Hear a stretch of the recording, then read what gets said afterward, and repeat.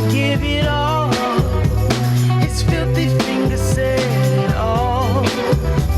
Yeah. Give it all.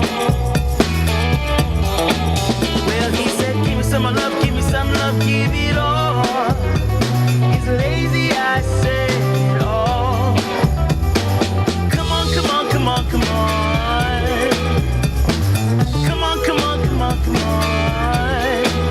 Well, he said, give me some love, give me some love, give it all. Give me some love, give me some love, give it all.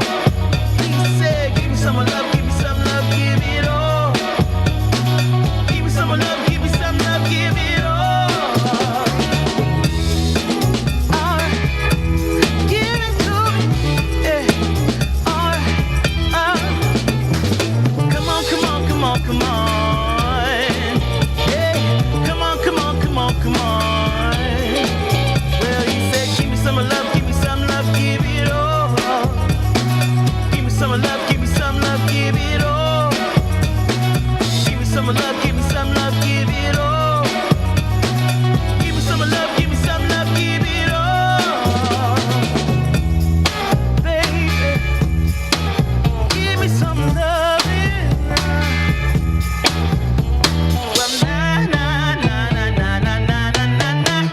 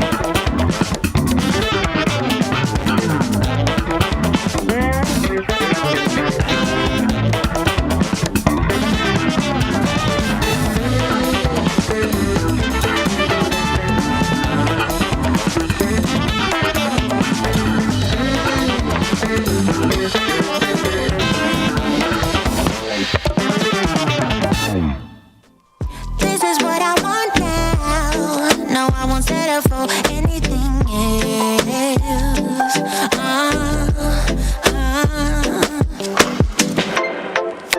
I can't keep pretending. It's not getting to me. It's never ending. Can't give you what you need. Oh, no, no. You're misbehaving. Yeah, it's getting to me. It's never ending. You can give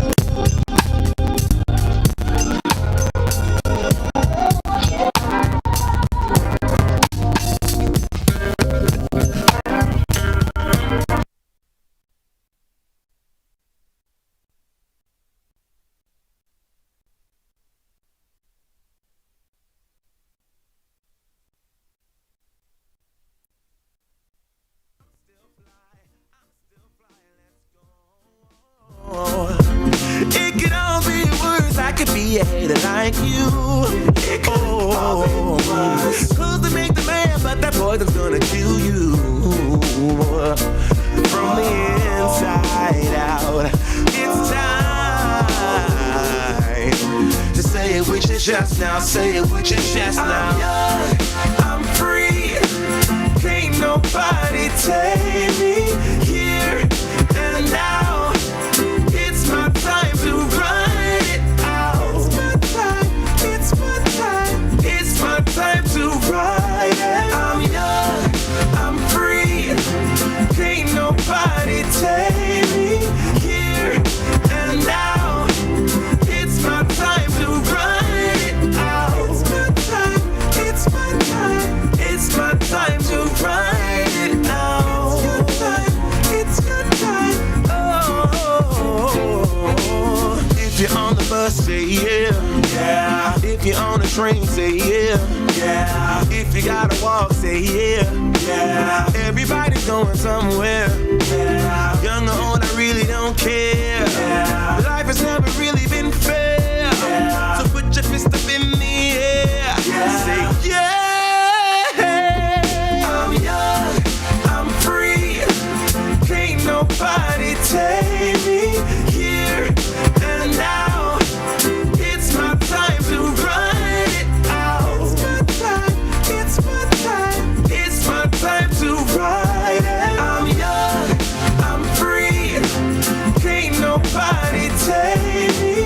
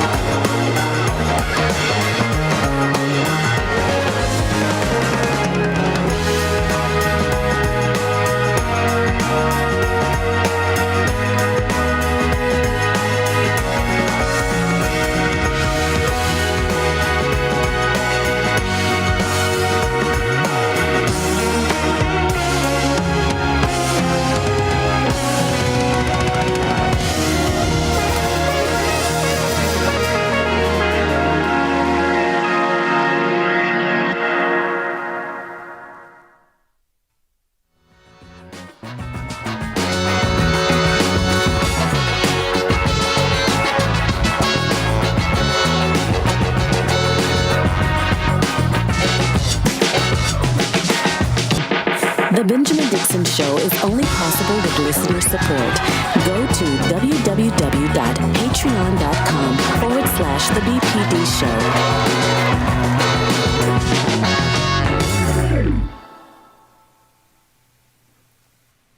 I talked to my pastor the other day because of all the things that I saw going on around me were a little too much to take in full perspective from just the political perspective.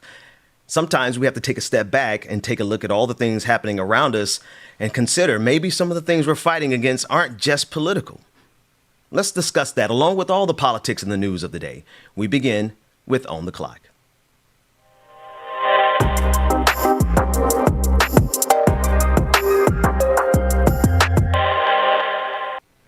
Joining me this morning on Georgia Fort's day off is none other than our friend Pastor Anthony Galloway, who's joined us on many occasions. And I am so excited this morning to have Professor Anthea Butler join us to this conversation that on Fridays, quite frankly, often go over into philosophical debates, sometimes religious questions. And Professor Butler, your work, your book, that has come out, I think, actually makes you the perfect person to have this conversation with: white evangelical racism, the politics of morality in America, and your work as the professor of religion at the University of Pennsylvania. I have been a fan of your work, and thank you so much for coming back on the show this morning. Thanks for having me, Ben. Great to be here. The pleasure is ours. I want to jump right in. At the risk of making this show overly religious, Georgia Fort, she sent a question in last night that she wanted me to pose to the two of you because of the nature of your work, and actually it cut to the core of some of my thinking in the background. She wanted to know, in your time and your analysis, how do you view the things that are going on around us? And just for context, for anyone who's been living under a rock, we have a full-blown pandemic. 700,000 people gone in this country alone, over 4.5 million on the global stage, and yet the leaders in our temples seem to be drunk with folly. So I think her question is kind of poignant this morning. Professor Butler, would you jump in there? Sure. I think her question is really important, but I'm going to answer it in a very different way than you might expect. This ain't nothing new. This has been part of what has happened throughout history. We have gone through pandemics. We have gone through people who are religious leaders who are not paying attention to the signs of the times. We have gone through political leaders and leadership that has been neglectful of what has happened with people dying all around them and trying to make their money. So I think that one of the things that we have to be is, number one, be sober-minded about where we are. And number two, to realize that these things have always happened. Now, does this mean that this is the end? I don't know. But I think that this time we can measure what we think the end is because we have a better sense of the world around us, whether we're talking about climate change or escalating violence or the move of a pandemic. We can see that a lot better now. And so the anxieties that people have will always be rising in times like these, especially when we are so well connected. And Pastor Galloway, I want you to jump in there, obviously, but I also want to bring on the screen the images that kind of inflame that feeling, right? We saw the ocean, the Gulf of Mexico, literally on fire. We see the wars that are happening around us. We see the oil leaks, and you have the declarations, like Professor Butler said. You have the declarations of these pastors who like to say these are the end times, but how much of it is of our own creation? Well, one of the things that's looking at these images and looking at what's happening, around us, the thing that's most aligning with the eschatological bent of Revelations and what we see in our sacred text is the looking at the obvious evidence in front of us and denying it. Kind of burying our heads into something and calling something, looking at it in his face and saying that it ain't real. That's the part that I think is one of the biggest pieces of evidence that line up with that thought process. But Dr. Butler, in your book, which I got a chance to pick up, and I couldn't put it down. But in your book, in one of their concluding statements, you talk about, especially that this is nothing new. You say it plainly. You said to put it more broadly, evangelicalism is an Americanized Christianity born in the context of white Christian slaveholders. It's sanctified and justified segregation, violence, and racial prescription. If we weren't looking at that as signs of moving towards a precipice, right, then what we're seeing now is not new for many of us. And so I just wanted to co-sign what you said with using your own words. I think you're right on the head with that one. Yeah. I have to say, I mean, it's been the end times for Black folks for a long time. So, I mean, I'm just trying to figure out why is it that people are asking this question when we have always been in peril since the first, boat came to Africa and decided to take away slaves. So, it's been the end times for us for like 500 years. So, I think if we look through this, and we look at scripture like white people do, Come on. then it's something else. But if you're looking at scripture like Black people do and understanding that our ancestors have been trying to tell us what's been going on, then you begin to understand that this is just part and parcel of what capitalism has done, what white supremacy has done, what racism has done. And we need to see how we are both complicit in helping that, and what are we doing to stop it? That is... let me hold my commentary. I want to play a clip here of a right-wing pastor by the name of Perry Stone. He's just one voice out of the litany of voices that are jumping on the national stage and declaring this is the end. And I think your framing is so perfect because the way they are selling it to their audience is if they are entering some type of unique period of oppression that they've never seen before. And I want to really juxtapose what they consider to be oppression with what you all have said already this morning. Let's take a listen in to right-wing pastor Perry Stone, who swears that this is the end of days. I am absolutely convinced. I'm 62 years of age. I've been preaching for 46 years. And I'm not saying this in a boasting way, but we probably have well over between 172 to about 175,000 hours literally in study. That's reading, studying, word studies, research, reading books. And that's not an exaggeration, because since I was 16 years of age, I would go 4 hours, then 8 hours, and sometimes 10 to 12 hours a day. My staff knows I'm telling you the fact. That's what I do. And in the process of the study and the research, I am 100%, not 99.5%, that we have literally entered the last of the last days, the time of the end.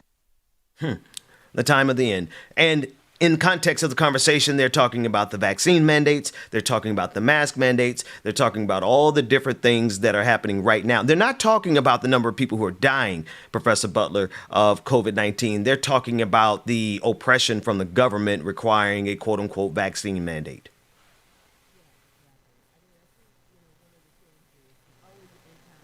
When white people feel like they are being persecuted, okay? That's what it is. And so what you have to understand is this is a dual punch. The first punch is fear. Look at what's happening around you. Everything is going bad. Therefore, this must be the end times. I'm laughing when he said he studied and everything else, because I'm like, he's doing the same kind of studying that Nicki Minaj and other people are doing when they say they study in the vaccine. That ain't studying. That's just like, I'm going to pick what I want to read and I'm going to believe what I want to believe. That is not study. You are not in the lab. He don't know what he's talking about. And, I'm cool with that, because basically the end times really is that jacket and that hair pulled back and that bad look. I mean, come on now, really.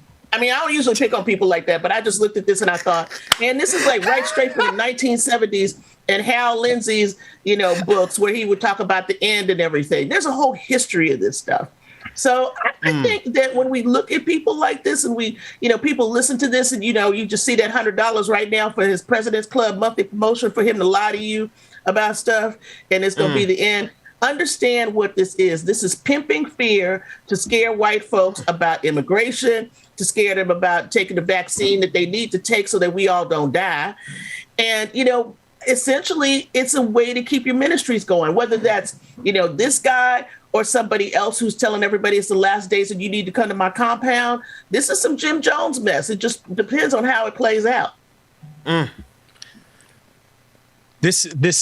think that's an excellent point. And one of the things and the patterns that you speak about, again, in your book had me enthralled. So I'm just loving on you for a second because it took some sleep away from me last night trying to put it down. But I think it's a very important point to look at the patterns.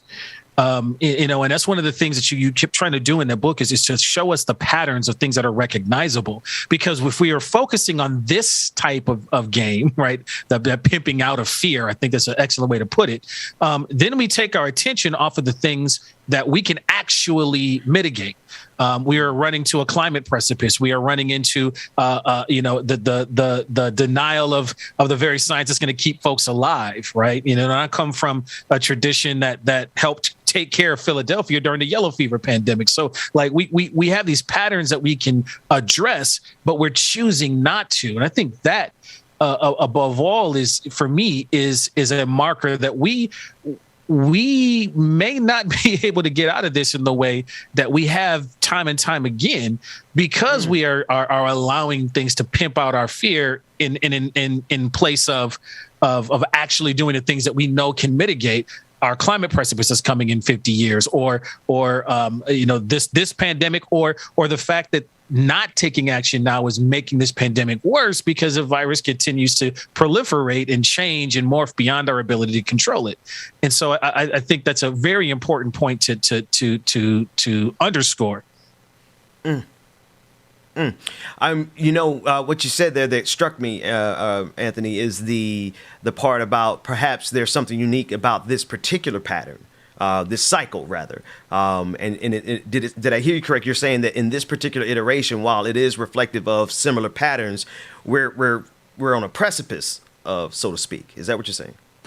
Well, yeah. One of the things that's different is we have a very specific marker in which our environmental, and I come back to the environmental piece, but just because the image of the oil burning on the sea, our climate predicament is serious.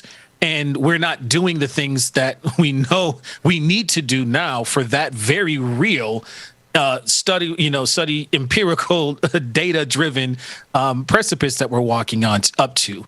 And so we're spending all of this time trying to convince folks to do something to take care of them and save their own lives. And as we're running to that climate cliff, that is the thing that makes me stop and go, whoa, something about this.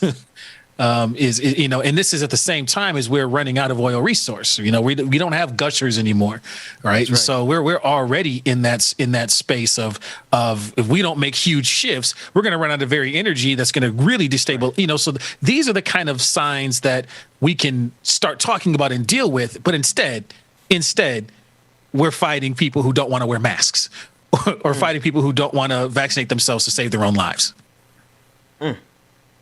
That's the part right there, Professor Butler, because it's almost like the kind of absurdity and spectacle and foolishness that was required to uphold the clear hypocrisy of America, right, has gotten to a fever pitch. Like, what's required to maintain this cognitive dissonance of their hypocrisy while saying that we're here for freedom, right, or they're here for democracy, but they're installing dictatorships. Like, there's been an escalation in the kind of foolishness, and the timing could not have been any worse. Where at the fever pitch of the foolishness, we had Donald Trump in office when this pandemic came around.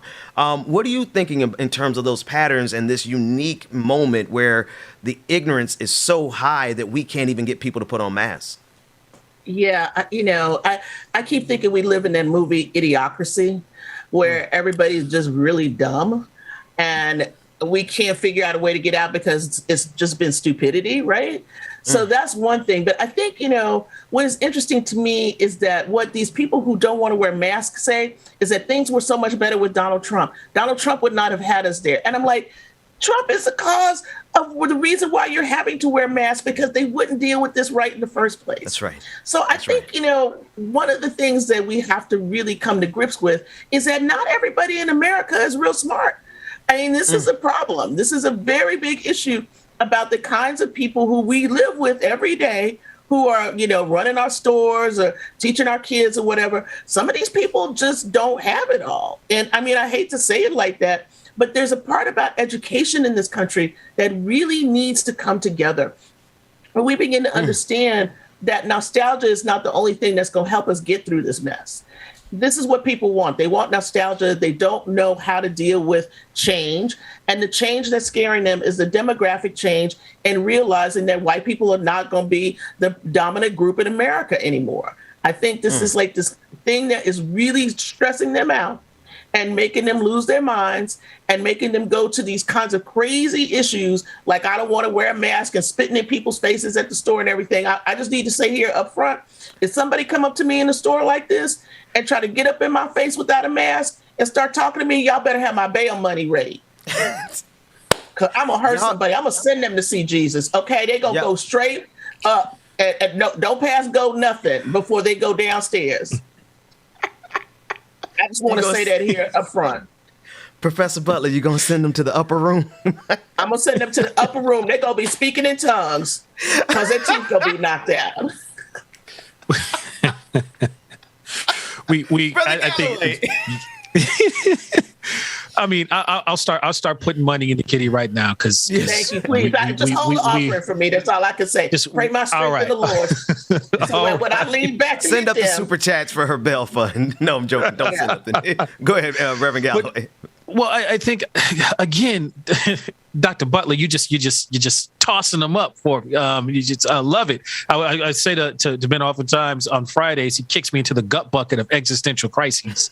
But I think what you said that fear of change, the demographic shift, authors like Ron Takaki and Beverly Tatum and all these folks who are scholars in many different zones or talk about the browning of America. Edward Benias Silva, who wrote the book Racism Without Racists, this idea of change, right? And it's because we have spent so long not dealing with our national sin and being honest and truthful with it. We've been kicking it down the road and hiding in shame from it instead of dealing with it and working through it. So now the thing that's on the opposite side of this change is can cause this fear. The thing gets overlaid and prescripted, as you talk about it in your book, right?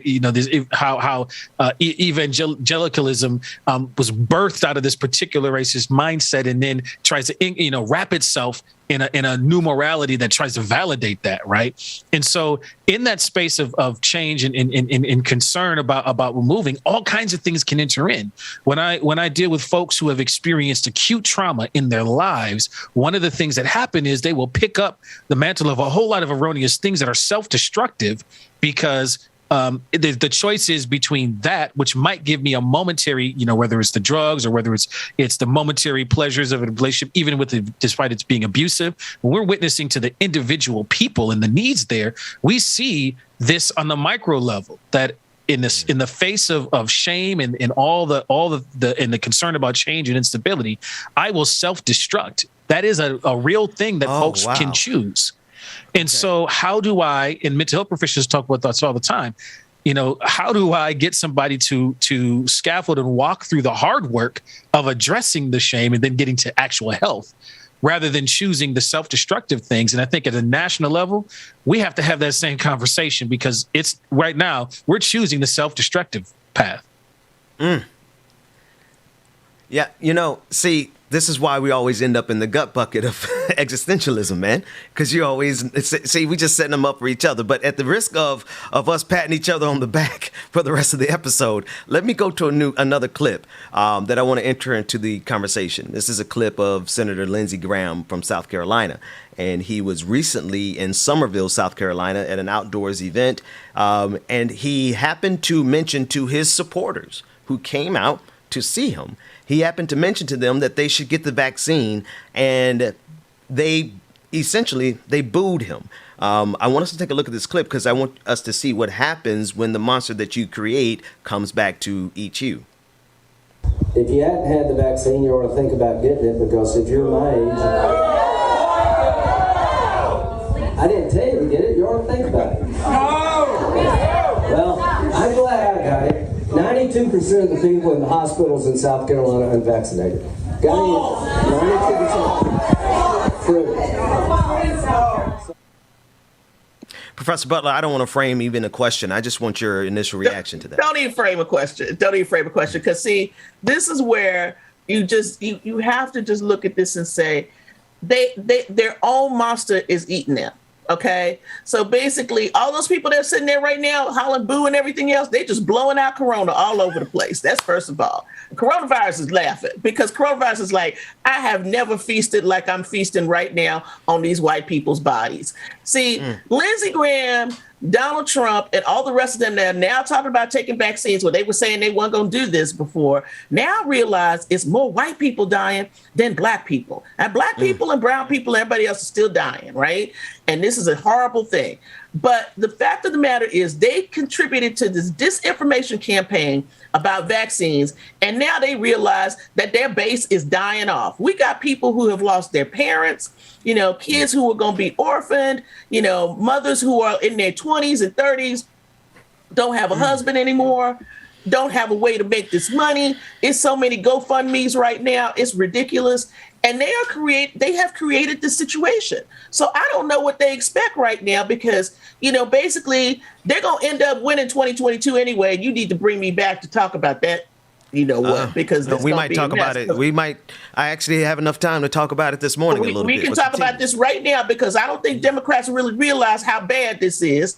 Despite the fact that they're killing people, they are making moves to make sure that even though they lose all these voters that are sitting here, because I guarantee you somebody in that crowd got coronavirus, they are going to try to get this election anyway. So, while we're sitting up here taking our booster shots and doing what we can and still wearing our mask and everything else, we have a big population that will not take care of themselves and don't care about anybody else and think that they are right. And this is why kids are dying. If Pfizer does not come out at the end of the month, the FDA says it's okay for those 5 to 12-year-olds to take this shot, we're going to have more kids dying. School is going to be horrible this winter. And we stand to lose a lot more people. This is what it is. This is science. It's not, we don't have to predict anything. This is what's going to happen between this coronavirus and the flu virus, which will come. If we don't get vaccinated, if people decide to be recalcitrant, it's going to be very ugly. The bodies are piling up. You should really have a funeral home director on to talk about this because I'm telling you, that's who y'all need to be talking to. Listen, Professor Butler, I just told the audience yesterday, I literally told them yesterday, I'm bringing on funeral home directors because business is booming. It's booming so much that they're expanding. They're buying freezer trucks. They're putting bodies in cafeterias. Like there is an overflow, and not just funeral home directors. Pastor Galloway, you could probably speak to this. Churches that have not been able to meet in person have been sustained by the funerals that they have scheduled back to back to back on Saturday. I don't know if you're seeing that, but that's what we're seeing.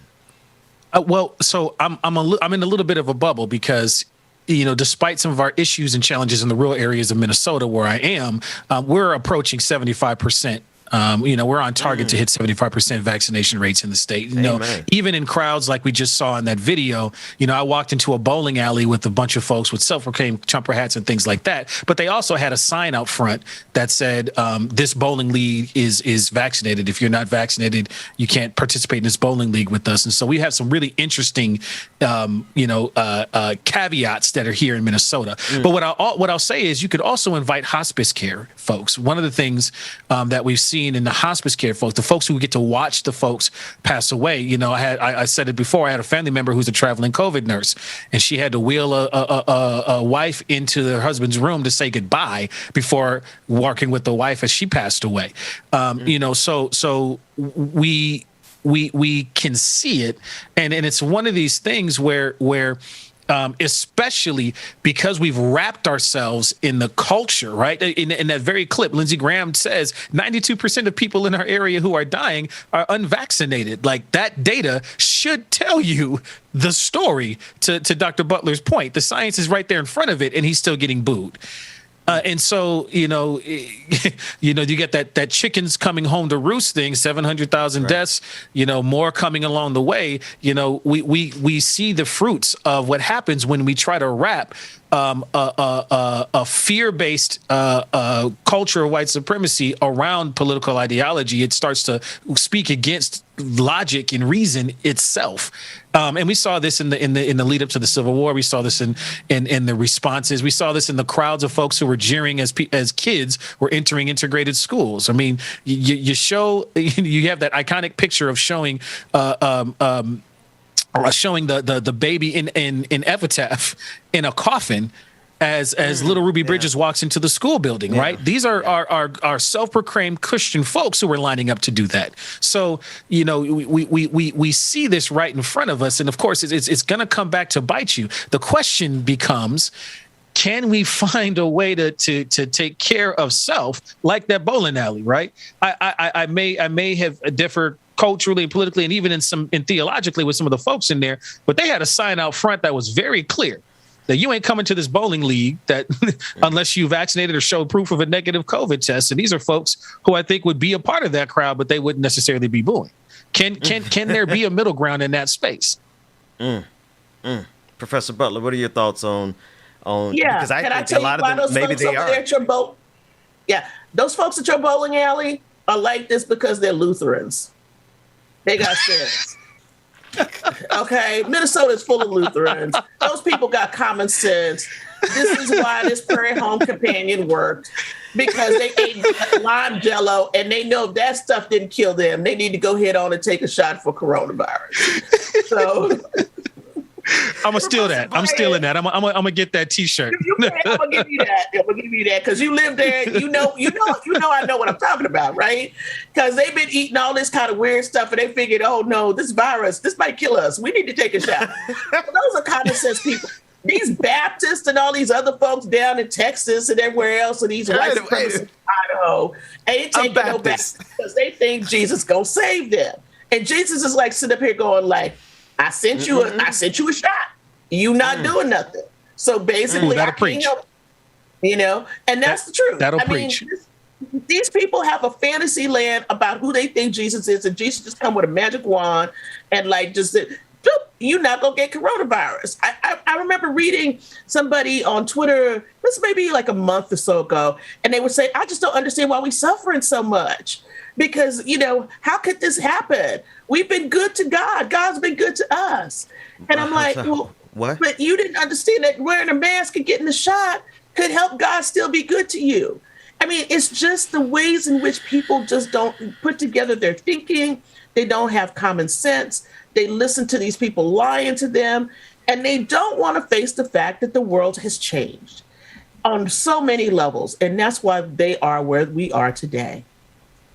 See that in there, there's a beautiful nugget in what you just said there, because one of the things that I encounter often is that folks feel like they don't have an alternative to a Christian life that they recognize and to making some common sense, all right, or trusting the facts and logic in front of them. I think that's a very excellent point because, in this space of false dichotomy where it's either this or that, you don't have a middle ground. Can I still have a conservative identity that does not play into what we saw in that clip from the evangelical pastor, with the $100 next to the name on the bottom? Is it possible? And I keep running into that. And when folks say it's either this or this, and then I say, well, what about all of these folks? What about that bowling alley group of folks? What about, as you call them, the Lutheran sensibility crowd here in Minnesota? There is a way. There is absolutely a way. On behalf of all Baptists, I would like to say that not all Baptists are the type that... Not all Baptists, I know, but let me be clear. Southern Baptists, not all National Baptists, not your Progressive Baptists. Hopefully y'all get a shot. But let me say something to the Black folks out here that know somebody in their family that's not getting shot. What's wrong with them?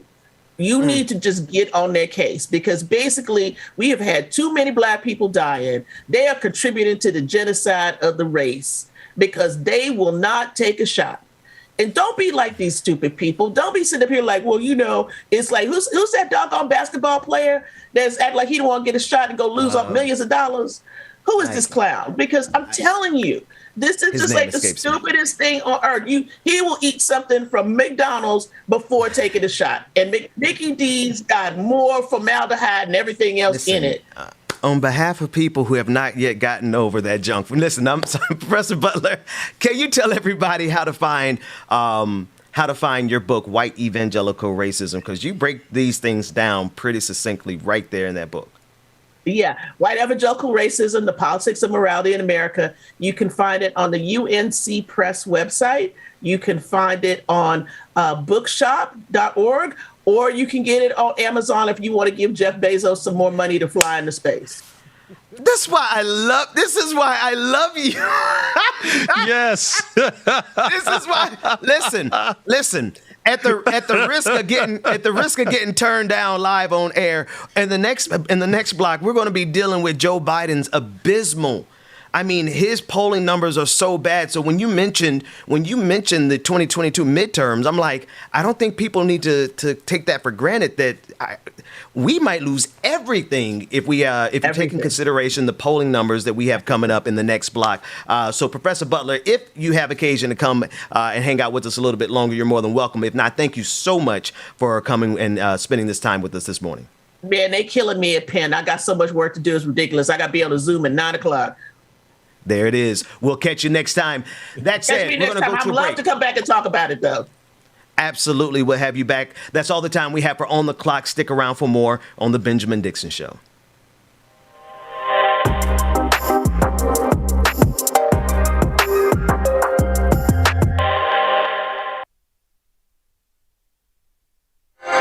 Oh, yeah, y'all. Y'all know who it is. It's your boy, James Bubble Williams, DJ exclusive in the building. Good morning, everybody. How y'all doing this morning? Hope y'all doing great. Hope y'all doing well. Got your tea, your coffee, your drink, whatever it is you need to get your morning started. Good morning, everybody. It's your boy. Love y'all, mean it. Good morning, y'all. Happy Friday. Woo! I stepped out, stepping on next. Little baddie, cashing big checks. I bought the whole block out, now that's a big flex. Peeping out my Uber come on screen like, dancing, that's all you gotta do. Got new levels and new devils out the wazoo. Ain't no worries, life gets better when you find you. And if you Patron Party Friday, y'all know it's going down tonight. 90s party. Y'all make sure that y'all are in the building, y'all. Y'all do not want to miss it. I got some good stuff lined up for y'all this evening. I didn't know the 90s had some. Yes, I did. Y'all make sure that y'all are there this evening, man. You don't want to miss a Patron Party. Is going down tonight. If you have not become a member yet, patreon.com/like it or not, patreon.com/the BPD show. Join either one of those and you get access to the Patron Party tonight. You don't want to miss it. Have your ass there. I mean it, like Mr. Wells used to stay to us in the band. Good morning, everybody. Make sure that y'all there for the Patron Party tonight, man. Good morning, y'all. Soul that needs more shine. Come together, and maybe I just wanna let it shine. There is no good or better. I think tonight I'm gonna make it mine. 1, 2, mean right hook. Come and test me, my mom deep will have you shook. It's a marathon, but baby girl, never let up. No need for speed, but keep your foot up on the gas pedal. Ain't worried about having a golden award when God made me to be an ice cold medal. Why are you always pressed about my life? Talking with your frenemies about me, saying, ooh, girl, have you seen it like the shine lights? You tried, but you could never dim my light. Please know I'm a touchable girl. I'll slip through your fingers like a real fly kite. Why you wanna turn a good day into fight night? Constantly projecting all the negativity. Take that bad energy and go and get your mind right. Say a prayer tonight to keep it so tight. Good morning, everybody. Good morning, y'all. Stay tuned. I'm in. Let me cook up some stuff this morning for y'all. Good morning, everybody. I'm about to burn it down in here, light it up, burn it down. Whatever you need to do, get your morning started. Let's go. Happy Friday, y'all. Good morning.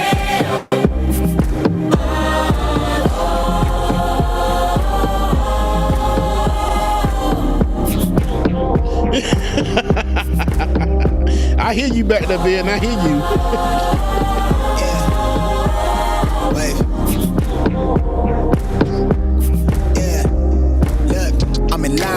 Mars, I'm in sync with the earth. 10 toes deep, flower child from the turf. David. Even when I die, I'ma ride for the squad. Let her ties in the hearse. I've been on the vibe, kinda hard to describe. I'm in between, I'm good and it's fine, but I'm tired of the grind. Then I come alive in the night to realize I'm in the middle with it. We had David waiting outside the club like Rebecca. Stack, never lied on the rap, got a bag from the way that I write it. Clean the Dead. that I survived doing 80 to the house, then I hit it to the sky change. Good morning, everybody. Chuck Diesel, Patricia, good morning, y'all. Demon Yama, Mama Melody, Dennis, Nat A, Randy Rubble, good morning. Project Redfoot, Lily, good morning. Love you too. Laura Estrada, good morning. Roll the Dragon, Shoot the Dragon, Courtney SLP, on and it goes. Who am I missing? One Source, oh, hippie, good morning, everybody. Tiger, what's going on? Shelby Hall, good morning. Blue Daddy, good morning. Barbie Braun, Esther Roachin, Nick's Dragon Daddy Lee, what's going on, brother? Sun Queen, my Ecal 147. I said that all wrong. I had a Ben moment. Nicole Howell, good morning. Alicia, good morning, sister. Brother Tyler, what's going on, Tyler? Marsha Reese, good morning, everybody. Evergreen, good morning. Afraid Not, good morning, y'all. Nicholas Rodriguez, good morning. My boy Nicholas said he is about to go surfing. I would say take me with you, but I can't even swim, so I ain't gonna get in that water. Miss C. Beasley, good morning. Your folks, them. Joe, good morning, everybody. E. Smith, good morning, y'all. We done seen it all, heard it all. Heard enough, give me space for I murder y'all. 10 bad here, I'ma curve them all. 12 Savage Sweetheart has entered the chat. Savage Sweetheart has entered the chat. Good morning, Savage Sweetheart. Hey, Miss Sophia. Good morning. Infinite Content, what's going on? Yeah, we did Infinite Content. We covered it yesterday on the show. As a matter of fact, AT&T tried to call me yesterday to get me to switch over to DirecTV or something else. Spam call. They spammed the hell out of me yesterday. Good morning, everybody. Shoot the Dragon. Good morning.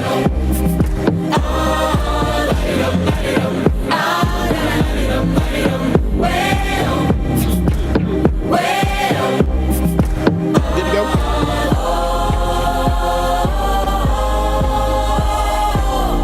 Awesome. Got you.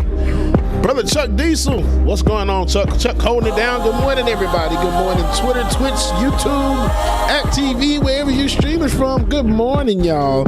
It is time for some more Benjamin Dixon, Big Head Ben. Good morning, brother. That's my dog. Love you, man. That's my dog. Dwayne, roll that intro, y'all. Good morning, everybody.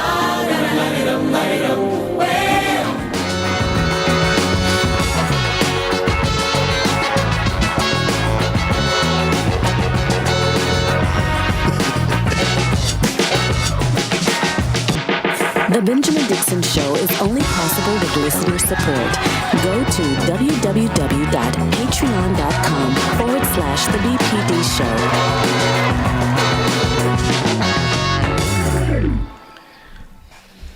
Welcome back, everybody. It's Friday, October 8th, 2021. And James, when James has the microphone, there's nothing I can do about it, but enjoy. Not a damn thing. Good morning, DJ Exclusive. How you doing, man? I'm good, brothers. How y'all doing this morning? Doing good, and as always on Fridays, we're joined by our brother from another mother, Pastor. Well, how shall we address thee, my brother, Anthony Galloway? How you doing, man? He muted. There you go. Reverend, yeah. Reverend's just fine, but I was appointed to St. Mark AME Church in Duluth, Minnesota. It's the oldest black church in Duluth, and was there to preside even when the lynchings happened in the 1920s. Oh, wow. So I'm to work. Bishop put me to work. Hey, come man, on, Reverend. congratulations. I appreciate that. That's awesome. Yes. Congratulations, man. That is powerful, man, because you represent a I don't even know if you would you even consider your tradition radical? Because it's a lot of times like what we stand for ain't really radical. We just stand for not hurting people. What do you think? No, I think I can sum it up this way, right? Because there's all the news around Nicki Minaj saying, go do your own research, right? I would say I'm from a tradition that'll take that for the nuance that's within there. Because I know for a fact that when folks actually do that, in my experience and in the areas of congregations, when they go do their research, that doesn't mean go look and make up your own arguments. That means go look at what's out there and look at the credible stuff, as Dr. Sayed said last week. And when they do that, folks often arrive at either you know what, I can see the veracity of the vaccine, or you know what, I'm still nervous about the vaccine, but I'm going to mask and socially distant. That's the usual end. That takes nuance. And so I'm from a tradition that says I'm gonna sit with the nuance and take the stance of not being able to throw anybody away, which means that I got to work with folks even when I vehemently disagree with their choices in life. That's the tradition I'm part of, and that's what, to me, what's more Christ-like than anything. Brother, as men of again, you're a man of the cloth. I'm somewhere in that spectrum. The thing is, so you gonna take your sip of your mug like that, though? That was the blackest sip of a mug I ain't never seen in my life. You know you want something to say on that. Dang it! You saw that? He was like, I'm gonna sip the tea and just be quiet over here. Yep. And I just realized it too, and I looked at him like, God dang it. That said, see, now my point is my point is not even as funny as what just happened. So I'm going to digress. Here we go. Let's move on, because that was a hell of a sip.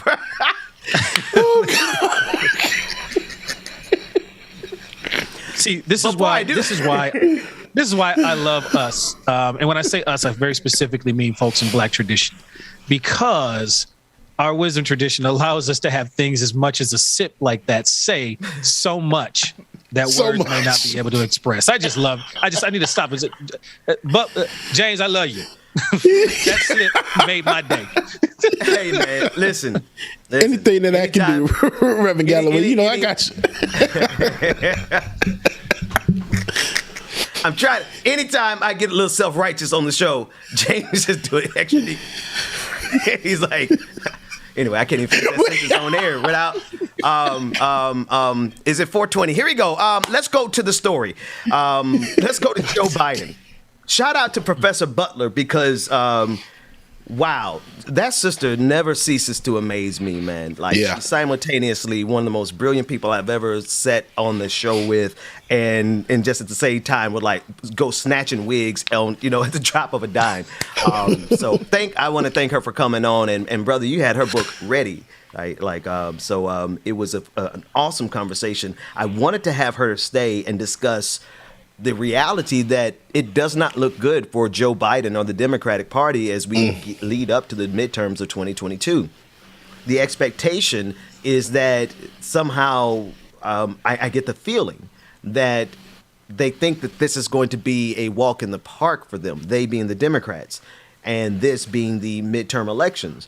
Traditionally speaking, the president that is in power, his office, his party rather, loses power in the very next midterms. That's just kind of how the patterns in history have worked out. But when you add on top of it, these polling numbers that Jake Tapper is getting ready to go over in this clip from CNN, I think that there is more of a shellacking coming in this midterms than the shellacking of 2010. Let's take a look at that clip. These new poll numbers, frankly, are brutal for the president. In this brand new Quinnipiac poll, only 38% of Americans approve of how Biden is handling his job, compared to 53% who disapprove. That's the lowest approval rating Biden has had since taking office. Another striking number, only 39% of Americans approve of Biden's handling of the economy. 55% say they disapprove of the job he's doing on the economy. When asked, is Joe Biden an honest president? 44% of Americans say yes. 50%, a plurality, say no. And one of the most damning results of all, more than half of the American people, 55%, say the Biden administration is not competent in running the government. 42% says the administration is. That's not good. That's he was going to lose possibly the House anyway, because that's the nature of the swings of elections, right? So I'm not going to make this out to be the end of everything. But these numbers, considering the pandemic, suggest that we could not only lose the House, but we could also lose the Senate. But then I also want to frame it one step further before I let you jump in there, Pastor Galloway. I think that perhaps the reason they're in this problem right now is the same reason folks ain't going to get up and go and vote for them in 2022. Because what they done for us. But I'm sorry, Brother Galloway, Pastor Galloway, what are your thoughts? Well, so just want to say very clearly in my capacities, right? I am in an apolitical conversation. Right. So, brother Galloway, church-wise, right? Anthony, what do you think, man? Yes. I got you. So here's what comes to mind. You talked about the cycle, which is very, very important.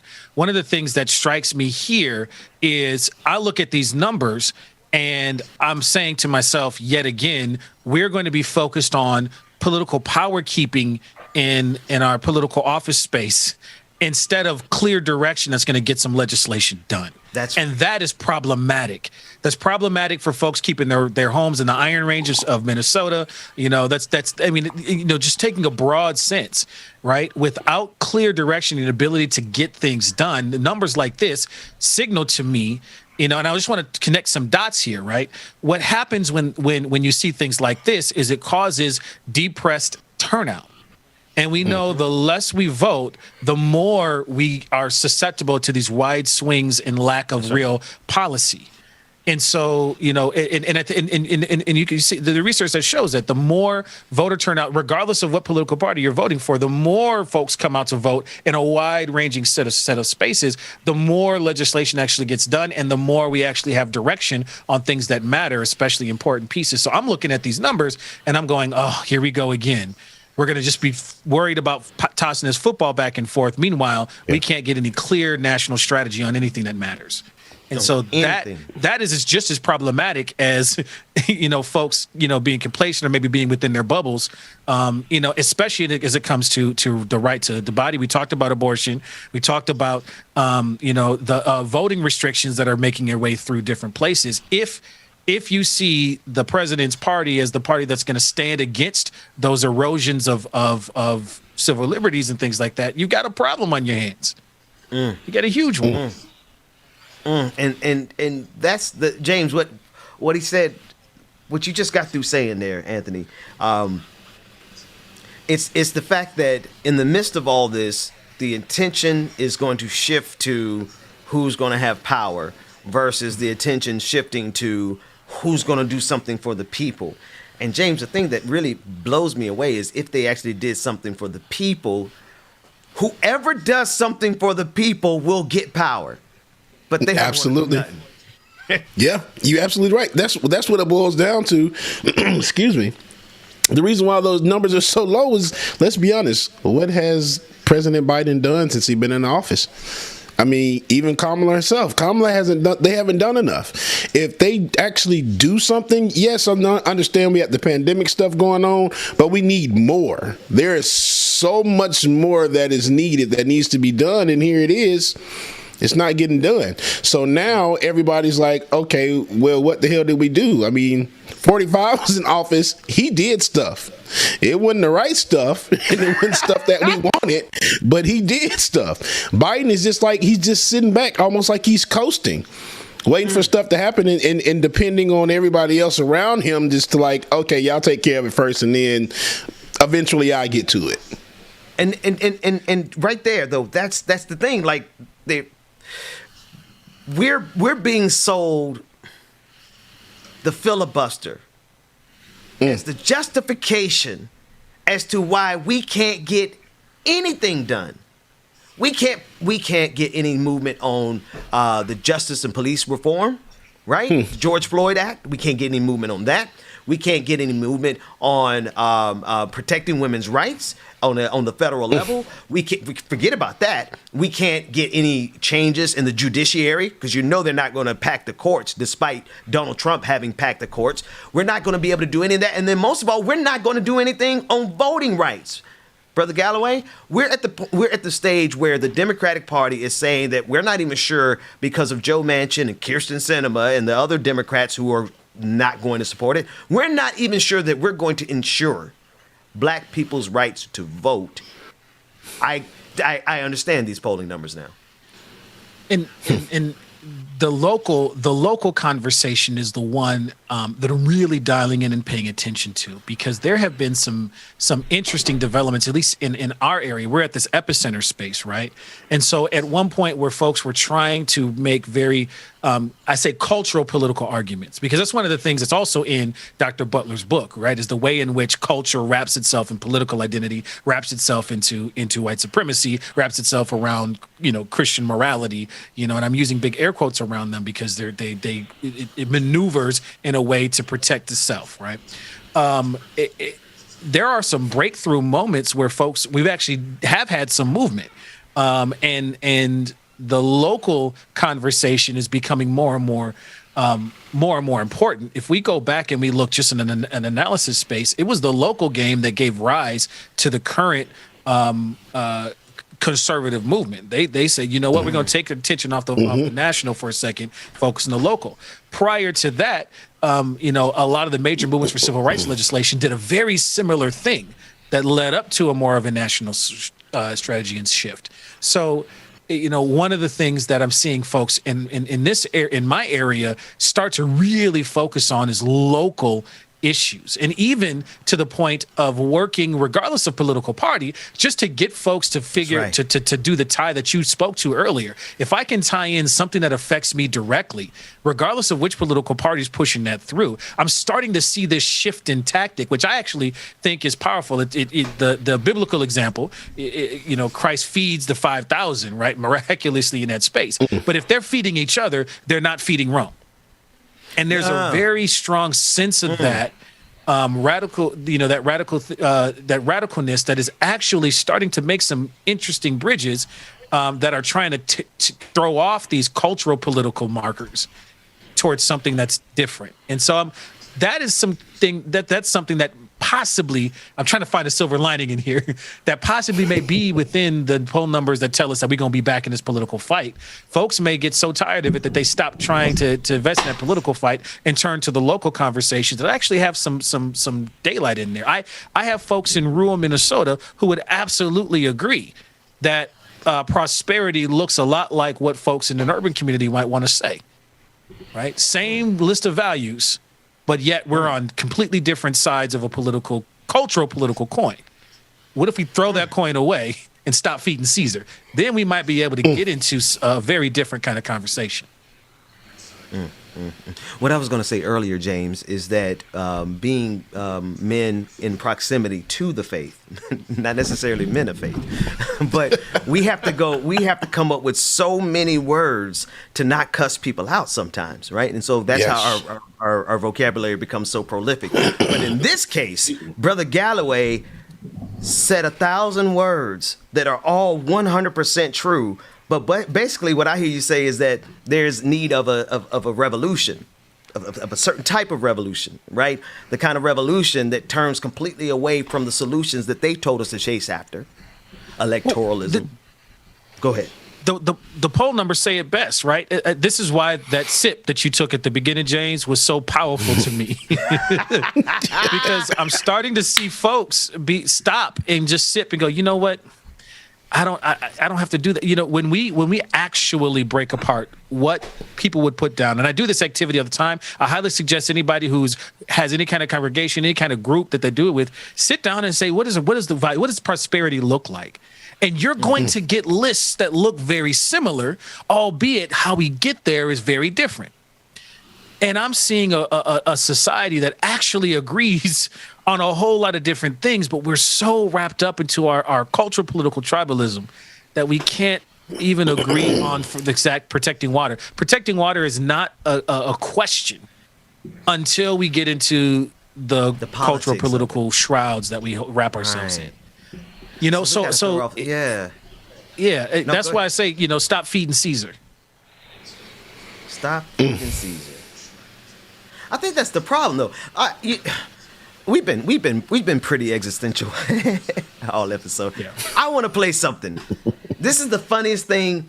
It's like being in church. Dwayne, give me the sisters, all those sisters on the stairwell. Y'all been in church? I know y'all have. And you or anywhere you're supposed to be serious. You could be at a graduation. You could be in a lecture, and one person start laughing. It doesn't matter what you're even laughing about. Here's some black sisters singing a song. I don't even know what the song is about. I don't know what they're laughing about, but I'm tired of being deep this morning. Dwayne, run that clip. Please tell me you got it. You're so special. Whoa,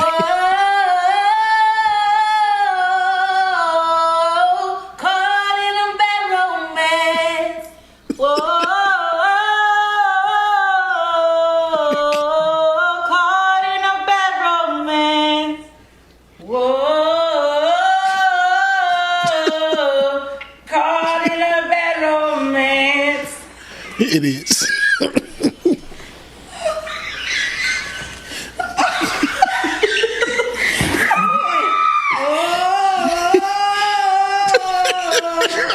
Caught in a bedroom, man.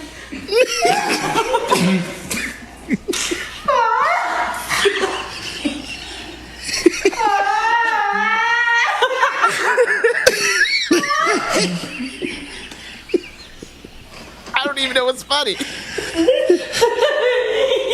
I'll explain it to you. Yeah. My kids be showing me these TikToks. Right.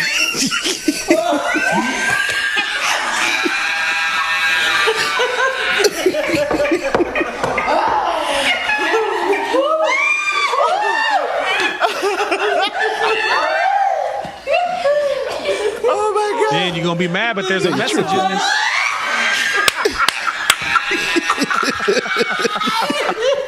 I dare you. I dare you. Oh man. Oh. Bless the name of Jesus. There's a powerful message in this.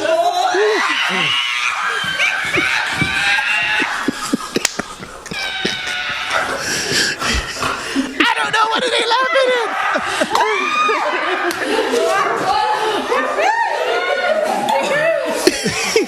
Talking about they are dying. So wait. That's enough. Turn it down. So, I can't. so Ben, you can't tell me. You can't tell me. Oh man, I didn't even know though. I didn't plan it. I did not plan it. I did not plan that. No. But go ahead. So you can't tell me that from the moment the first couple of folks who had a little bit of melody and tune to them started, they know good and well that a friend behind them ain't got no ear or music sense whatsoever. Exactly. And that's coming.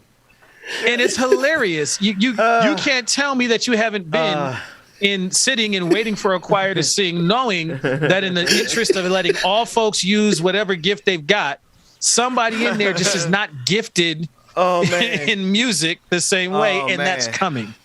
Yes. Let me ask you this question. Okay. When's the last time you got to sit and just laugh uncontrollably without anything having to make sense? Man. And just enjoy the freaking moment. Just now. It's been a while. That's why I was like, let me throw a Hail Mary here, because let me tell you, I don't even know. So are you telling me the purpose of that? Is that a part of a viral trend, James? Like, So it's the challenge. Yeah, the bad romance challenge where, you're supposed to like match each other's pitch or tone, and as it goes on, like Anthony said, the first two or three people, they're about good, but once you start getting down that line, it starts sounding like it or not. Okay. Now, Anthony, we got 2 minutes here. We got 2 minutes here, and you said that there's a powerful message in there. Absolutely. You know what those? You know what that? But go for it. You know what that stairwell of sisters wasn't doing? What's that? Getting whipped into a frenzy with pillow numbers and political back and forth. Exactly. I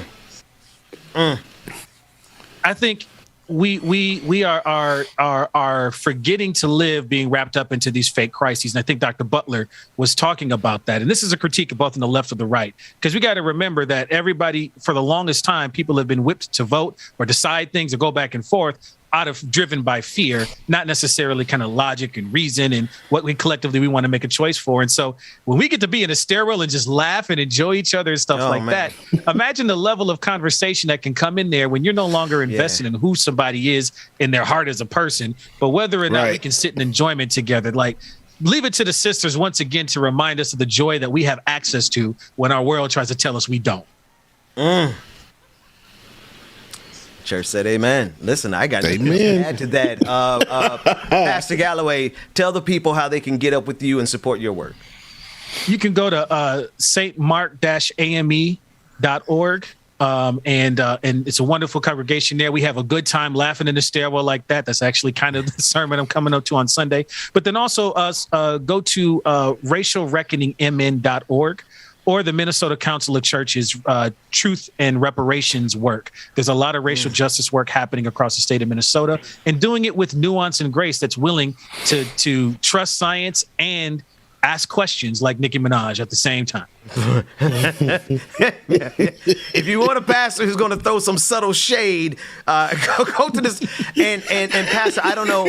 I don't know what the rules are, and I'm just poking at you because I know you big grown man. You can do what you want to, but tonight at 9 p.m. Eastern Standard Time, we're having our patron party, and we want to encourage everyone who is a patron. Patreon.com/the BPD Show or Patreon.com/like it or not. I thought we'd had the graphic, but if you could come out, Pastor, and it's okay with your congregants, we're having a '90s theme tonight, so we're going to be going like Fresh Prince of Bel-Air and Saved by the Bell. What other look? Help me out, James. How do we got to dress tonight?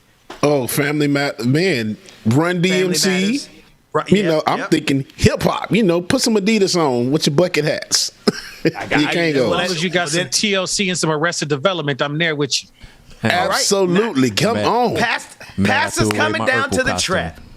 Your Urkel costume. Dwayne, you gonna wear your Urkel costume? I threw it away. James, take us to a break. There's a story behind that. I'll tell y'all about it in the after party. Yes. Thank you so much, Pastor Galloway. We'll see you next time. Oh, yeah. Dwayne, you definitely gonna have to tell us that story. Either that, you're gonna have to fish that Urkel costume out the trash can, because we gonna need that tonight, brother. All right, y'all. Y'all like it is coming up next. Y'all don't want to miss it, y'all. Y'all know we act food. It's Friday. Happy Friday, October 8th. It's going down like a not starting up next. Good morning, everybody. Closer, yeah. You're a little bit crazy. It's been days, but you never change. What's love got to do with it? Shout out to everybody on Twitch right now. Afro Puff, Ginger Snaps, Ginger Snip Snap, good morning. Jam Tomb, good morning to you. Zivis X, good morning, y'all. To all my ladies who got a brother. Yes, that's me in the chat room. That is Jay Devon. What is it, 43, 41? I can't remember which one it is. I'm too fly. Bye-bye. Bye-bye. You're a little bit selfish. Antisocial, good morning. Mad every time you lose. Mimosa Dragon, J Devon 40, that's what it is. I know it's one of those. Good morning, everybody. Good morning, y'all. Yeah, I can really start over. Yeah. Shout out Roller Dragon, good morning. Hollywood, good morning. Anna Hart, good morning, everyone. The church lady. Hallelujah, good morning. You're scared and only finally got some closure. Carly Wynn, good morning to you. I can finally start over. Yeah. To all my ladies who got a brother that doesn't treat them right, put your finger right in his face and tell that man bye-bye. I'm too fly. I'm too fly. Bye-bye. Bye-bye. Bye-bye. Here's to the memories. Cheers to who used to be. Your friend said that you left me. Of course y'all did. Anything else would be uncivilized. I'm still here, y'all, but I gotta change that battery out. So in the meantime, in between time, y'all check out this slide talking about Pfizer release data. Oh, I missed it. Y'all give me 1 second. I'm too fly. I'm too fly. Oh, bye-bye, bye-bye.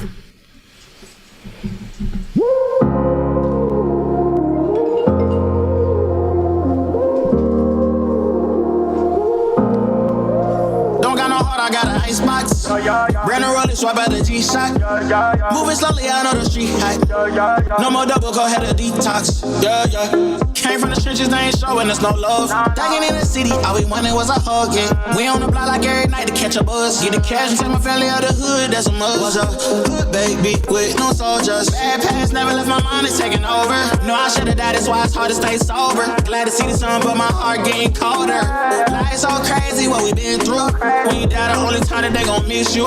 Tell my mama, no more tears, no more tissue. We was just some hood baby with some issues. Hood baby from the struggle. Long time had a hustle.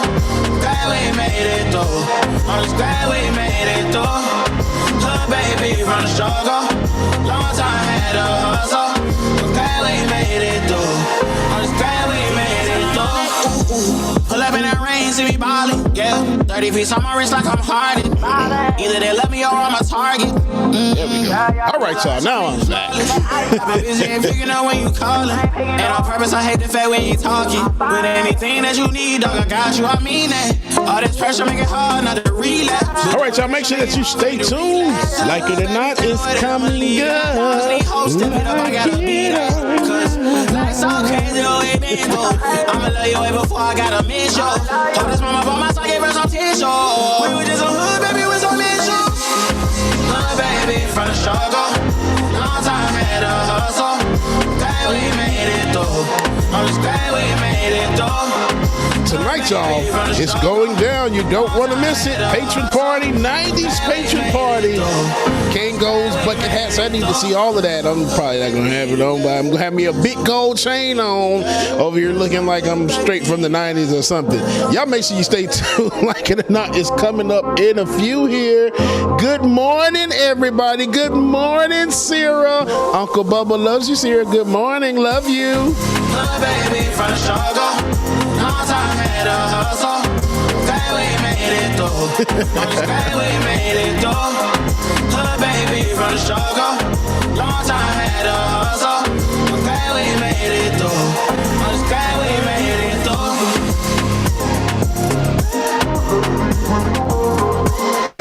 Glad we made it through. I'm just glad we made it through. I'm gonna take you on a ride. We're gonna move for the night. Why you so salty? I'll still take a bite. Okay, we can take my Lambo.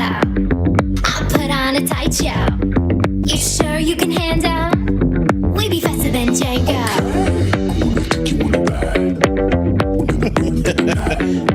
Y'all bear with me 1 second. I had to do something really quickly. All right, y'all make sure y'all stay tuned. We got more coming up. Like it or not, it's starting in a minute. And y'all already know what y'all about to hear. We be faster than Django. Can't stop, won't stop. I can't stop, won't stop. I can't stop, won't stop. Can't stop. Can't stop, won't stop. Can't stop, won't stop. Okay, cool. Can't stop, won't stop. Sarah. Can't stop. Hey, baby.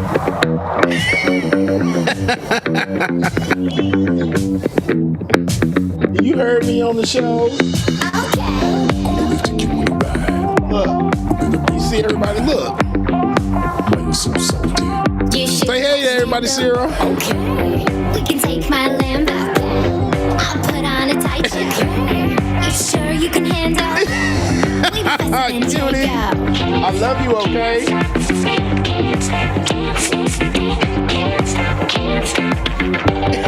Bye, y'all. Call me later. Can't stop, won't stop. Can't stop, won't stop. I had to do it, y'all. I had to call my niece real quick on FaceTime so I can see it. It's been a minute, so y'all bear with me. That was my niece, Sarah, y'all. Sarah, love you, mean it. Can't stop.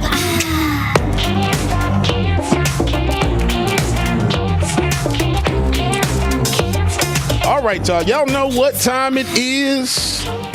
It's time for Like It or Not. Yeah. Y'all know what time it is. Good morning, y'all. Get your coffee, your tea, your drink, whatever it is you need. Definitely would. I appreciate you. It's time for Like It or Not, y'all. 9 a.m. to 10:30, yeah. Like It or Not is on your channel, yeah. Politics and culture is we change skin like we're supposed to, yeah. Interviews and all the news, we get to choose what gets the views. Like It or Not with Queen Azor, it's starting now, so stick around. Like it or not.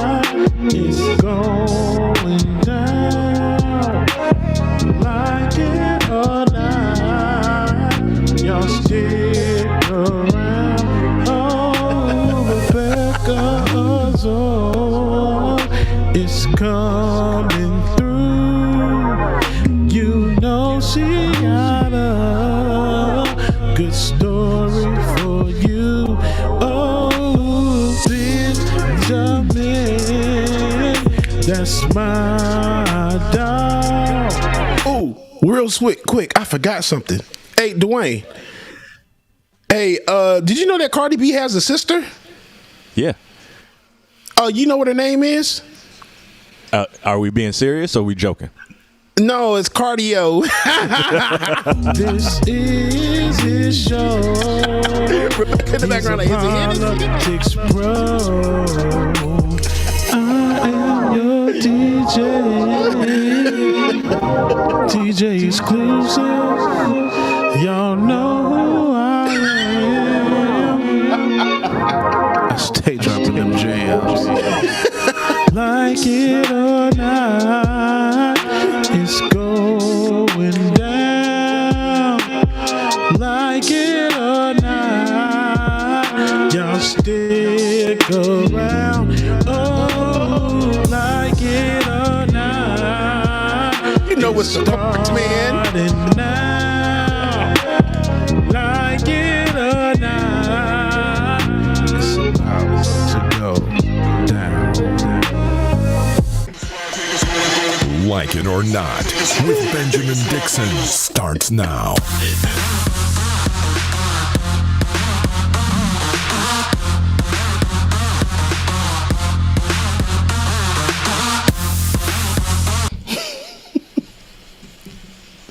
Good morning, crowd. Good morning and welcome to Like It or Not, where we're free to tell the truth and not care who doesn't like it. Today is Friday, October 8th, 2021, and we're covering news and politics all around. I can't even do it. Rebecca Azor. What's up? I heard you guys had a dog. James. Yeah. I heard you guys had a whole blast yesterday. I didn't get to catch it because I was sleeping. But how was the show? Oh, this sounds so lucky. Oh, yeah. You missed the good one. You missed the ball game. Damn it. The ball game was going off yesterday. Yeah, it was ball game. Really? Oh, yeah. Ball bearded everywhere, all through here. There was. Oh, really? Who? Oh, shoot! Because y'all know I love it like that. But look, so who did you have on yesterday? We had so I can go follow them on Twitter. Tim Black. Tim Black.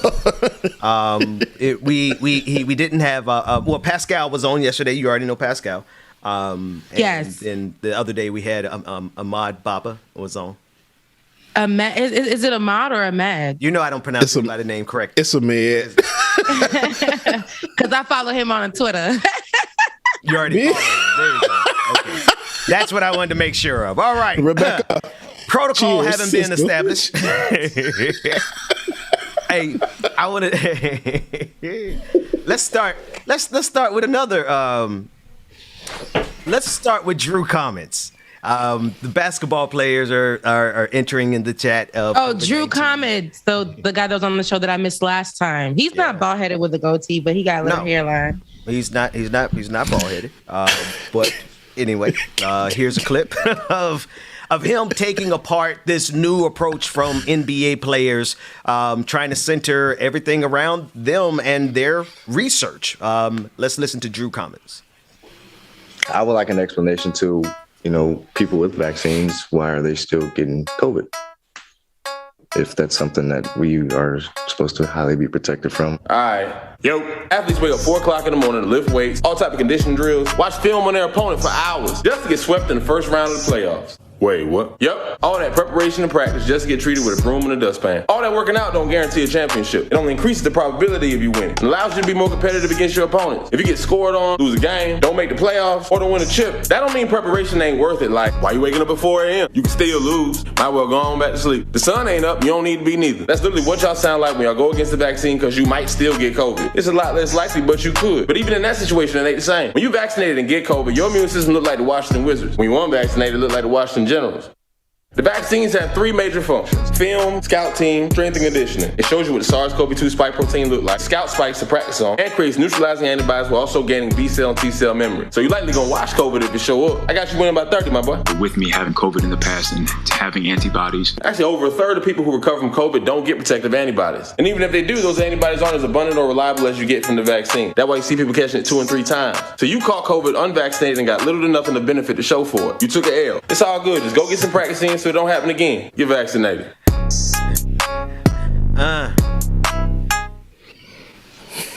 Why you do them people like that, man? Because it's the truth. Hell. So you look like the Washington Generals, bro. Like, bro, wow, damn. Yeah. Thoughts? He said them all. I think it was very important for him to actually pinpoint the fact that 30%, if that's the number that he used, of people don't even get the antibodies or do get the antibodies. It doesn't matter. The number still isn't, the math isn't mathing for people who think that they're going to get the antibodies because they have COVID-19 already. And then for them to assume that, okay, these antibodies are going to be helpful to them. Now they lost a lung and they got COVID again. Now they're going to lose the other lung. There's nothing fighting it for them. Unfortunately, and this for me is very like for the basketball players, right? You know, come on, guys, protect yours, protect the people around you.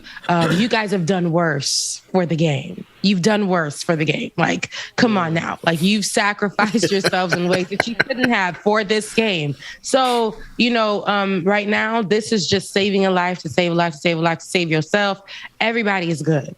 Now, you guys are just, you know, I believe that maybe if there's misinformation in these people's heads, they're going to have to do one of them diversity inclusion stuffs with these folks or get them out the game. They can't play. It got to be one of them. It got to be, what is it? Misinformation with COVID-19 teachings, or, you know, like one of them for these basketball players if they want to really play. Yeah. If not, then, you know, if not, then they can't play. And this is putting others in other people's lives in danger. And at the same time, I hear the other players saying, hey, you know, I ain't going to push that on nobody. And I get that part of it, but y'all playing with these folks. You're not pushing it on nobody, but you playing with these folks. And now you may possibly be having COVID-19 spitballs on your neck, COVID-19 sweat on your neck from practice. And you come home thinking, oh, you know, the vaccine is protecting me, but then you done gave it to the babies. What about your kids? So. Damn. Well, that's that or that. It stands, y'all. I'm just like, I got nothing to add. No, being stuck and finally being stuck. No, I just didn't have nothing to add to it. It was the whole thought. She said all of it right now. No. The only thing I would add, it's a run-on sentence. I don't have anything to add to that. I would like to juxtapose it, however. Okay. With this viral clip, last night it was trending on Twitter. And I want to play this because these are my friends over at Really American. I know the guy who did this viral clip. They had it trending on Twitter last night. Tucker is a white supremacist. Speaking of Tucker Carlson, here's the video clip that went viral last night on Twitter. It is from Chip Franklin. He's a radio host, white dude, but he came through with the receipts explaining exactly why. #Tucker filibuster is hang on. Let me go to the podium. So take this moment right now for anybody who's watching who isn't a patron. So go to patreon.com/like it or not and become a patron. This is what happens when David takes a day off. I was just about to say.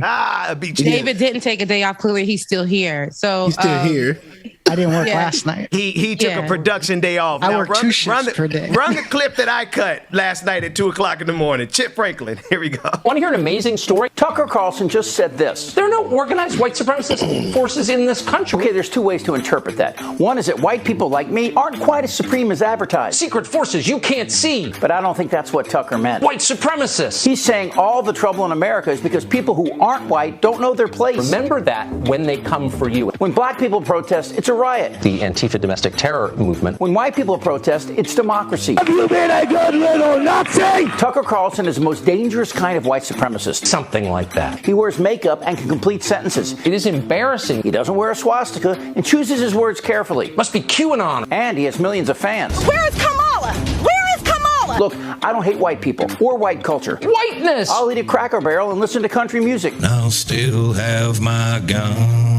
Well, not that music. Called whiteness. I honestly don't hate anyone. I don't like that group because of their skin color. But I'm getting closer. Goddamn right. It's a revolution. High five. Yeah. It's a revolution. I'm going to storm the Capitol. Now, that little portion of that that crazy lady saying, "Where's Kamala?" I could use that in my own life every day because where is every day. But other than that, the rest of it, yeah. Oh, wait. Hip Franklin. We're storming the Capitol. It's a revolution. Girl, shut the hell up. I thought you ate that. He hates everyone. Yeah. Oh, man. So shout out to the folks over at Really American and Chip Franklin and the whole crew over there. I used to be a senior advisor over there at Really American, but after the election was over, I used to be a senior advisor with his hands like, is this dripping in money? Okay, Ben, used to be a senior advisor. Man. All right, y'all. We will see y'all on Monday. Thank you again for tuning in. I used to be a senior advisor back then. Let's be clear. Let's be get clear. the cup, Rebecca. Used to be a senior advisor. David, I didn't broach the subject, David. I didn't broach the subject, David. Let's be clear. It cost me a whole lot more to be the senior advisor, but I do it again. It cost me a lot to be senior advisor for that organization that did a lot of good work. But I digress. That's a lot of. Let's package that up with backstory. There's a whole lot of old videos. Somebody said, "Take that, FAMU." Okay, senior advisor. Okay. Okay. In the meantime, it's Friday, and I actually don't. I want to play something that I normally would not play on the show. I have a dark secret. I love fight videos. I've never played one on my show, but last night. Are we going to play one today? Yes. World Star. I am. Yes, I am. Right. I am. What have we become? Is it because I have a? It triggers me. I don't have good. So if it's like you know, if I'm going to play it in public in front of. In front of mixed company, it is the art of storytelling by a guy who survived. He survived a fight, and it just reminded me of you, Rebecca, in the sense of there's nothing better than a good story. Somebody asked a question on Twitter last night: what was the best Twitter story that you had ever heard?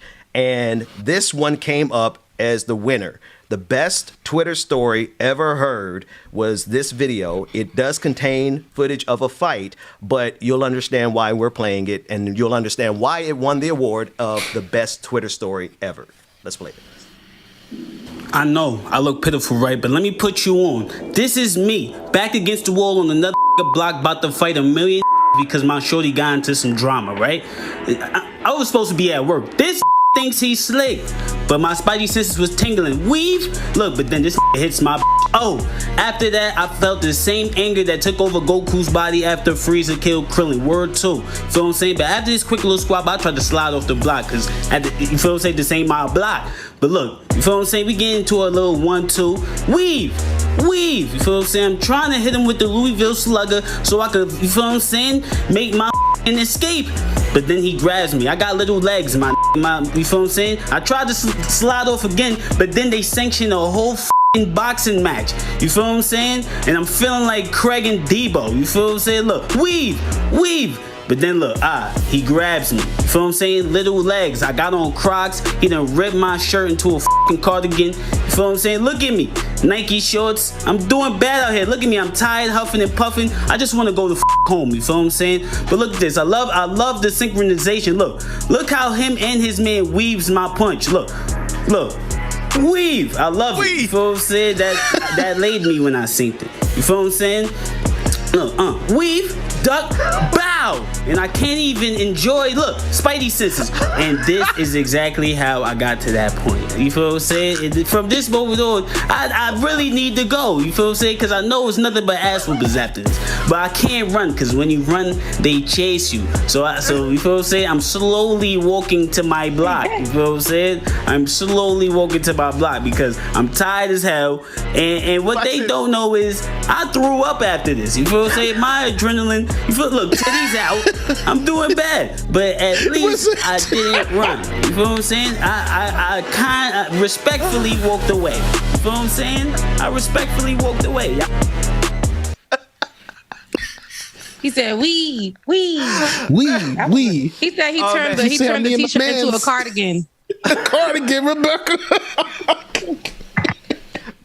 He said, if you're wondering how I got here. Because that's how they start them now. Because they've been cracking on BET when they do the freeze frame in the beginning. Because that's how they do all of their movies. They be like, you're wondering how I got here, and they show you the whole storyline. Rebecca, you ready? Here, go, Rebecca. You ready to start it? Go.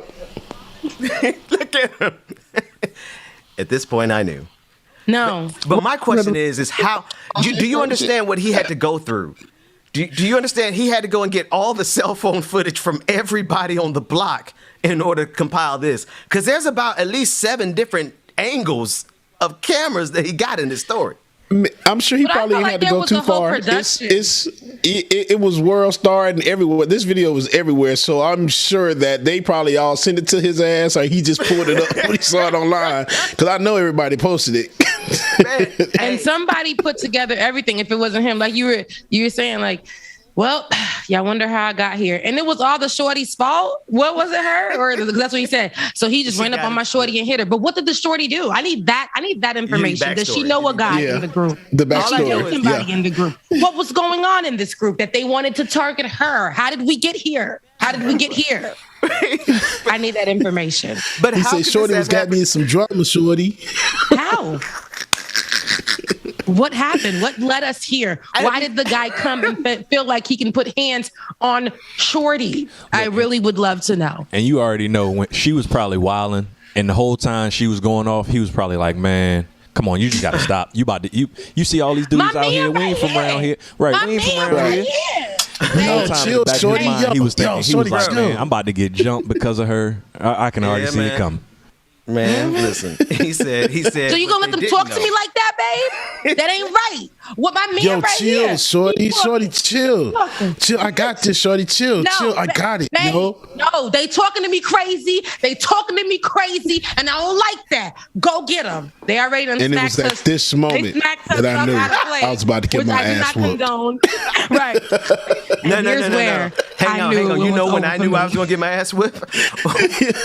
When I heard her inflection in her voice 20 minutes earlier, I said, "Oh Lord, here we go."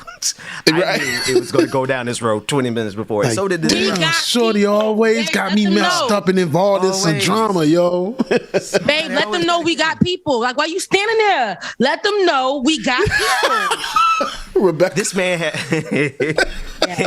Hey, yo, babe, let them know. Let them know, babe. Look, if I know my dude can't fight, I would never put him in that position. I'm just like, babe, never.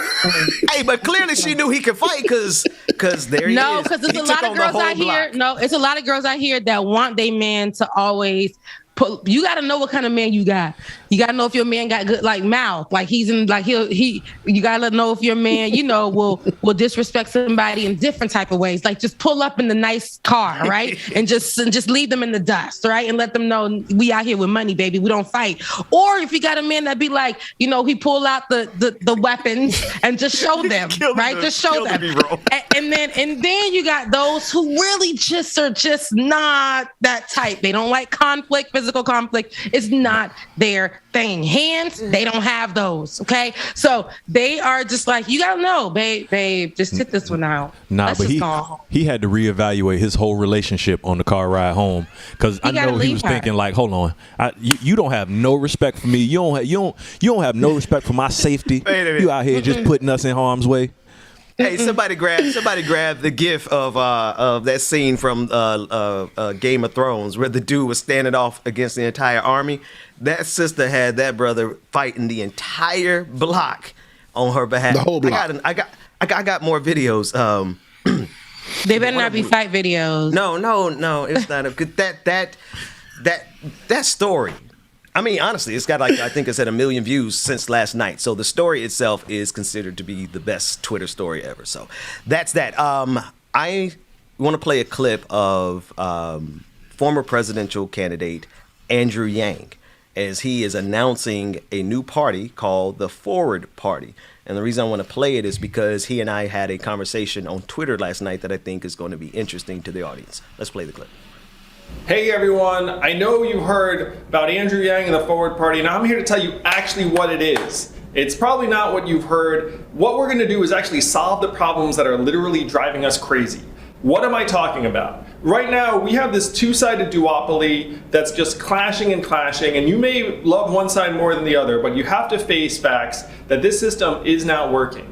Unfortunately, the polarization is reaching record highs to a point where people can't be in the same room as family members. We're seeing literal violence erupt, and it's going to get worse, not better. We're getting more and more polarized, in large part because the incentives of our political system, our media, and social media all are driving us against each other and making us feel like other Americans are our mortal enemies. 22% of Americans used to cross party lines when it came to national elections. That's down to 7% today. People aren't really appealing to the middle as much because that's not how you're going to win. You're going to win by appealing to the base. This has become a country where partisanship is the most acceptable, most commonplace form of prejudice.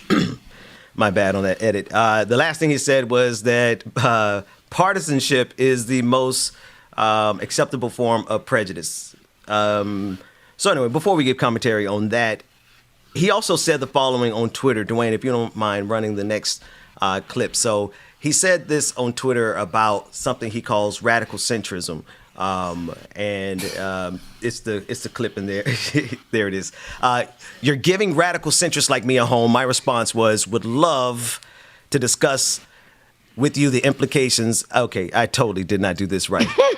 Slow it down for me, Dwayne. This is what happens when you take a day off, David.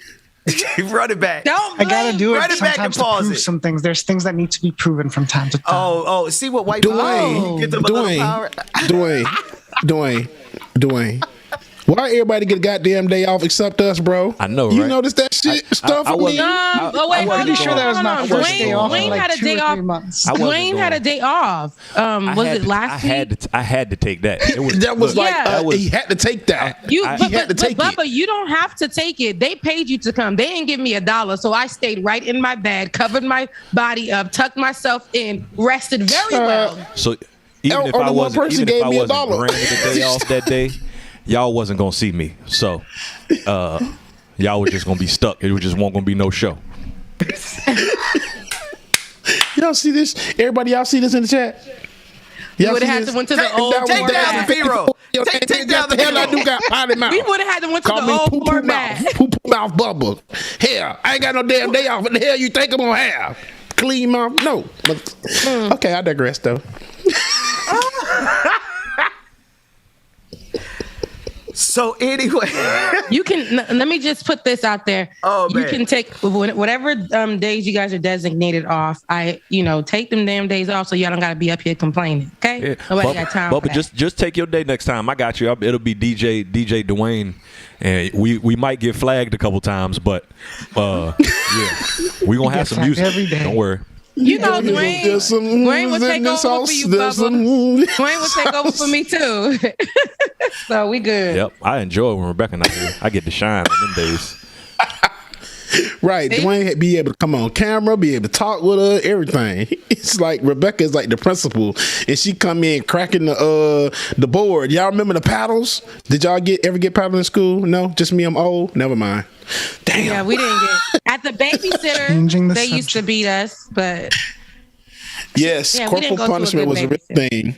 Yeah, I used to get paddled in elementary school in Alabama. They had these little wooden paddles. If you messed were up in or did Alabama. anything, It Sounds about black.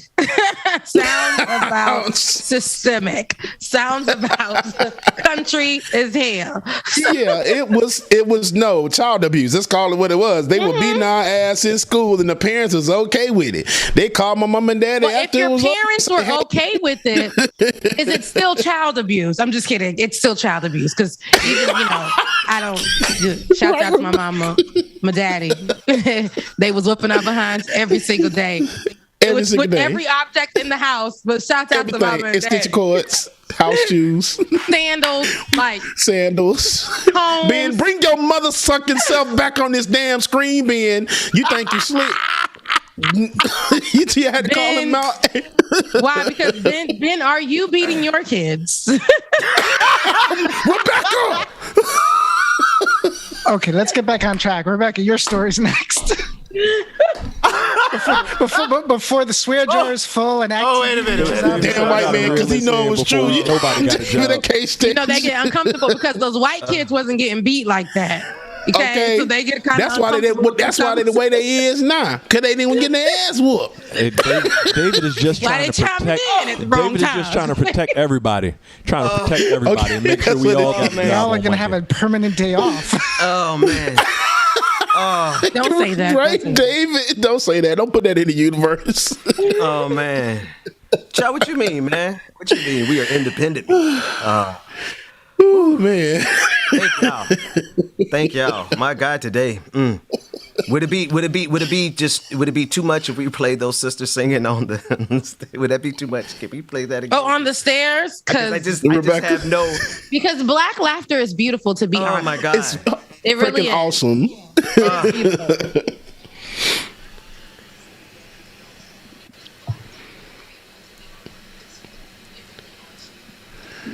I know. I look.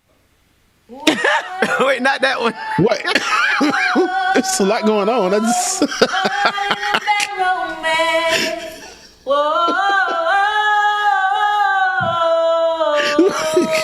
gotta try to do this without laughing.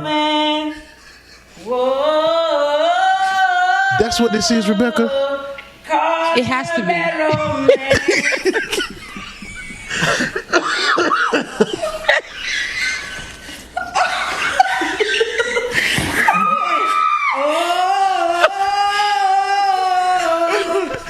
We about to do this. Y'all know that, right?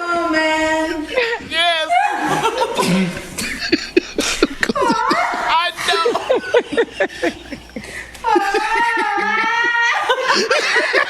I gotta change clothes, man. We gotta go to break. I gotta change this blazer. Oh, Jesus. You see how, they're just laughing and it's making you laugh.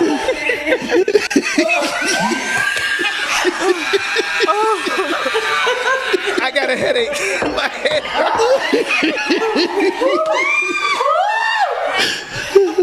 But why black folks gotta stomp the ground? They gotta cry. They gotta hit somebody's shoulder next to them.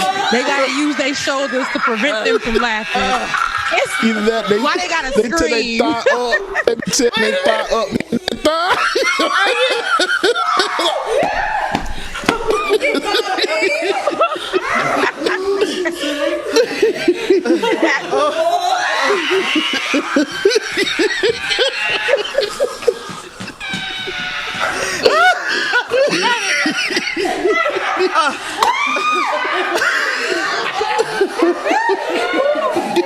Rebecca, I can't stand Rebecca.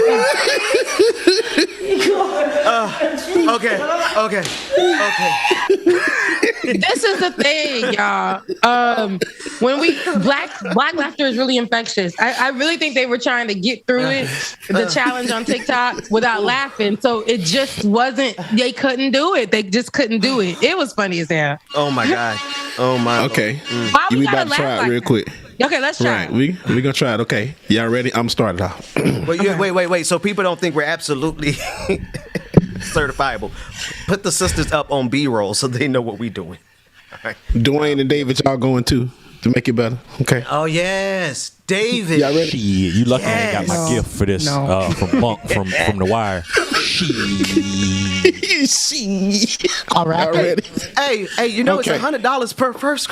Oh, that's fine. Let's go. I'll pay my fine.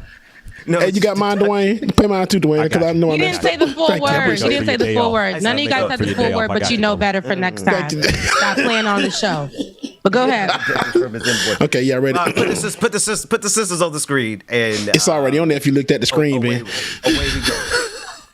Come on, somebody. Okay, here we go. Go ahead, Bubba. Like it or not. No. Going down. Like it or not. Yeah, no, I can't sing. Is going down. You gotta say that line. Like it or not. It's going down. Come with that. I had some fun with y'all. Say. I got you. I had some fun with y'all. Like it or not. See, there we go. I was just trying to make y'all laugh. That was me winning. That was me winning right there. I can sing a little bit. I just ain't gonna break it out on this here on Beyonce's internet. Wait, Really David. good. David. Okay, go, David. David, get this. Okay, listen. No, we gonna do this for real now. It's the Like It or Not challenge. Hashtag Like It or Not challenge. Upload it to Instagram. Upload it to Twitter. I'll retweet it. I need to hear y'all singing the Like It or Not challenge. Go ahead, James. Do it again. There you go. That's a good idea. Matter of fact, everybody send them in over the weekend, and we can compile something and throw it up on. And I gotta say this: my mother just texted me and said, "Ben, do you whip your children?" Damn it, Rebecca Azor. No, I do not. Oh my gosh, no, not at all, y'all. My children- Jesus Christ, no. You about to have my own. You about to have my own mother. There's a difference. I'm just kidding. No, do not put your hands on your kids. I know, Ben. You are really good and stern with your kids. They can see your face. No.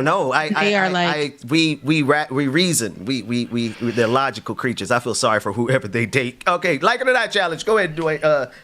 James. Okay, y'all ready? Here we go.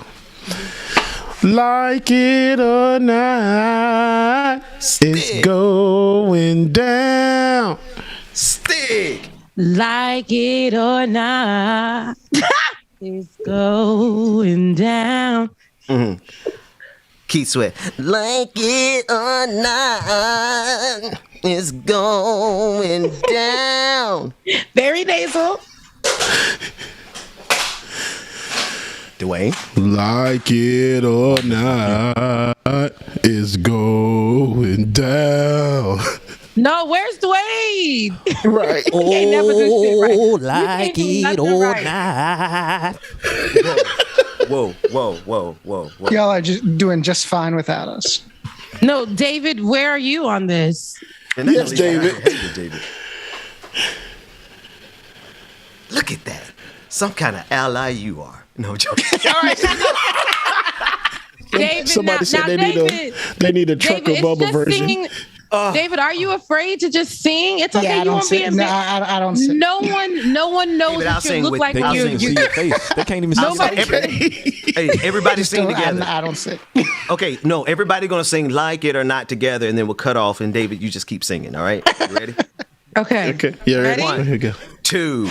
Everybody sing Like it or not. Nah, Terrible. Whoa, wait. that's what you get. Did you hear him? That It was the him? voice of an angel. Here we go. Let's go to a break. Let's go to a break. And we'll pull it together. We actually have a story next. We do have real stories, real news and politics. But you can't tell me this wasn't the best last 40 minutes of your morning so far. We'll be back. James, it's in your hands. Got y'all. Can't stand y'all. All right, y'all make sure y'all send the damn clips in. It's gonna be fun day.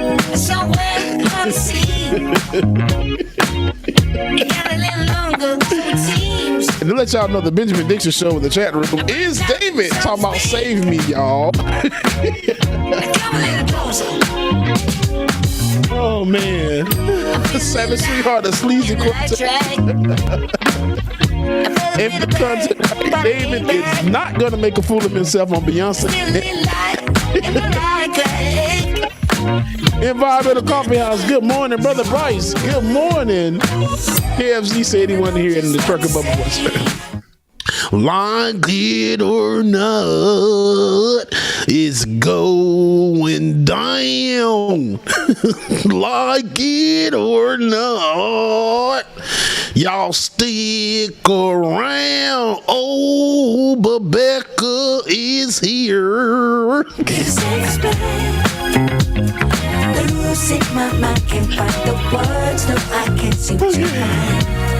I'm about to log out because I can't with y'all today, okay? Y'all make sure y'all stay tuned and make sure that y'all have your face in the place tonight. 90s patron party is going down. 90s patron party tonight. Patreon.com/likeItOrNot. Patreon.com/likeItOrNot or Patreon.com/the BPD show. Shay, yes you should, Shay. Good morning, Shay. B, I know you out there somewhere. Good morning. Come a little closer. Jam tune, y'all are killing me. Let me breathe for a minute.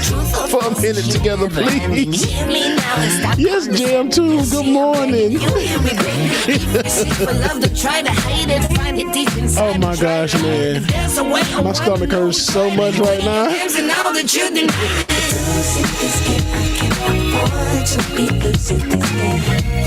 And I know it's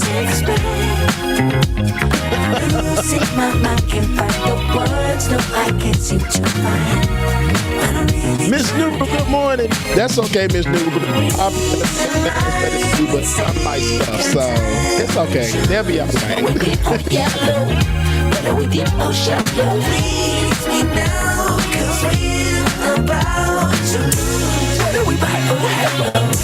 Okay, that's it.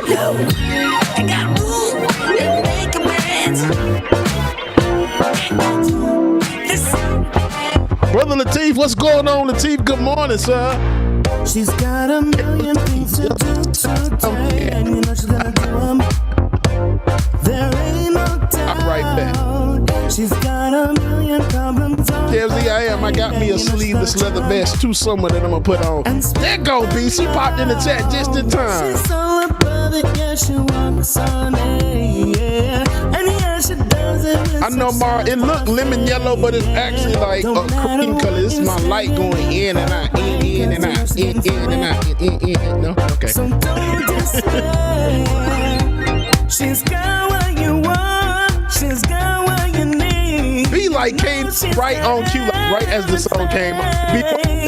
Hey y'all. Leave all your worries behind. Just come to mama. Come, just come to mama. She'll take care of all of your drama. Industrial Large, good morning, brother. Just come to mama. She's gonna make it alright. Oh my God. Feel like she's a queen, but Shoot the Dragon just said a joke in the chat. She said, where do DJs do their research? Wikipedia. You better listen to me. She's got what you want. She's got what you need. You know she's got everything. So boy, don't you cry.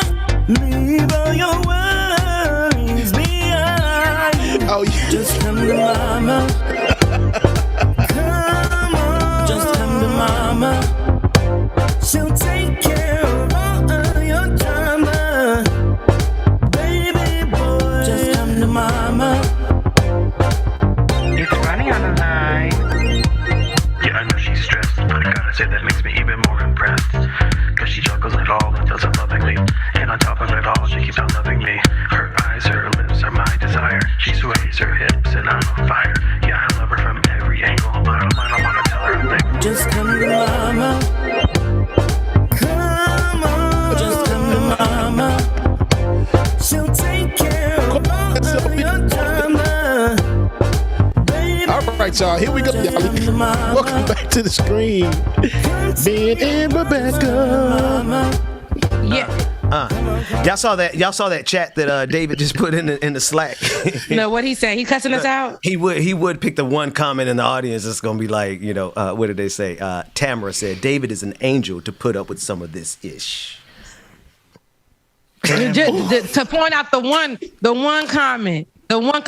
David, listen, I feel like David actually has a nice voice. And what's funny is just to find out, because we're just finding out things about each other every single day. I don't really know y'all like that. But I just found out, recently when the Hurricane Ida thing? Yeah. And when Hurricane Ida was passing through New York, we found out, I thought David lived on the outskirts. David's right there in the Bronx. I'm like, what the hell? David, you remember we pulled up to New York to go have a conversation with that company we won't name. Yeah, no, David is down and like. At that point, I was in White Plains at that point.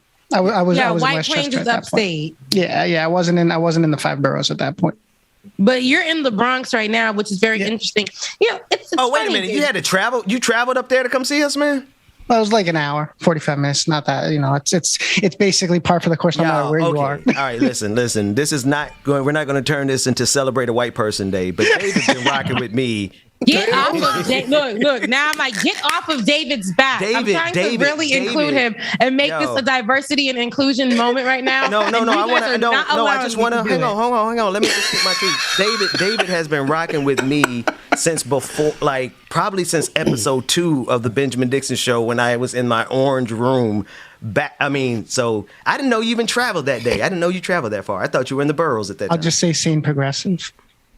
Oh, don't say that. No, man. It's like legendary. Don't say certain names. Anyway, we digress. David, production has been horrible today, and it's because you took a day off. And James, that lets me know the key for y'all to take your day off is to just say y'all just don't even come. Because that's like Rebecca. What did she do? Don't come. David said, Ben, you're on your own tomorrow. In the words of Kamala Harris, don't come. Don't come. Rebecca, catch us up with ESPN. Okay. Thank you so much, David, for reeling my black ass in. Okay. So, it's just like, look, Kappa. Good follow the story. We're gonna be professional for at least one story. He ain't real Ben or Bubba in, but he had to reel my black ass in. Okay, so ESPN. I'm just kidding. I'm kidding, David. I'm kidding. It's a joke, guys. In the comment, it's a joke. But oh man, ESPN is in some kind of controversy again because of one of their on-air talents, Sage Steele. She reported this is new. Sorry, I'm reading some updates on it as we go. But recently she made some comments while she was on a radio show. And the comments that she made were very interesting as it related to biracial people in the race that they pick on their forms. Let's take a listen to what she said. That's the second one. When you fill out your census, I'm like, well, I don't know when the last time I filled out my census was, but if they make you choose a race, she's like, what are you going to put? I go, well, both. She's like, well, you can't. She goes, well, what if Barack Obama chose black and he's biracial? I'm like, well, congratulations to the president. That's his thing. I go, I think that's fascinating considering his black dad was nowhere to be found, but his white mom and grandma raised him. But hey, you do you. I'm going to do me. I do think as women, we need to be responsible as well. It isn't just on players and athletes and coaches to act a certain way. So when you dress like that, I'm not saying you deserve the gross comments, but you know what you're doing when you're putting that outfit on too. Like, women are smart. So don't play coy and put it all on the guys. And again, I'm not saying anybody deserves anything. But we need to be responsible as women too, because we know what we're doing.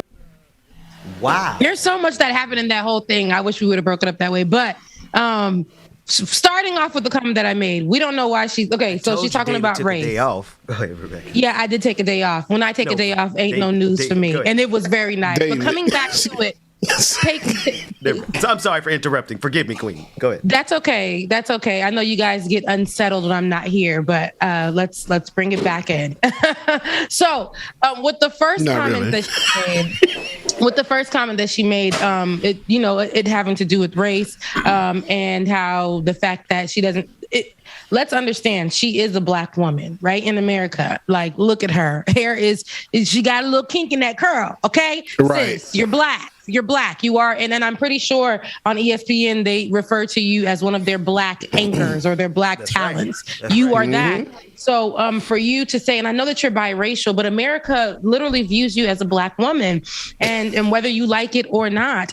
And for you to say, we do have choice, right? We do have choice, so they say on paper, to pick who we want to be, right? If you're biracial. But girl, America views you as a Black woman. Now, for you to say, why did Obama, because they threw out Obama, because he's one of the well-known biracial people, and the fact that he chose Black. The host of the show threw out Obama's name, and she was like, I don't even know why he chose Black on a card, because his daddy ain't even around. Now that, to me, first of all, talking to a white person about Black business, and that ain't even true Black business. Remember, we were saying this yesterday, when people really throw this information out there to this kind of audience, what does this audience do? They really already perceive us in that way. So this is just kind of like making them be like, it came from a Black person, it came from a Black source, so it is believable, because they heard that Black families ain't got no Black daddies. We can clearly see it in one of the well-known biracial people that go by as Black. He ain't even got no Black daddy. He was raised by a white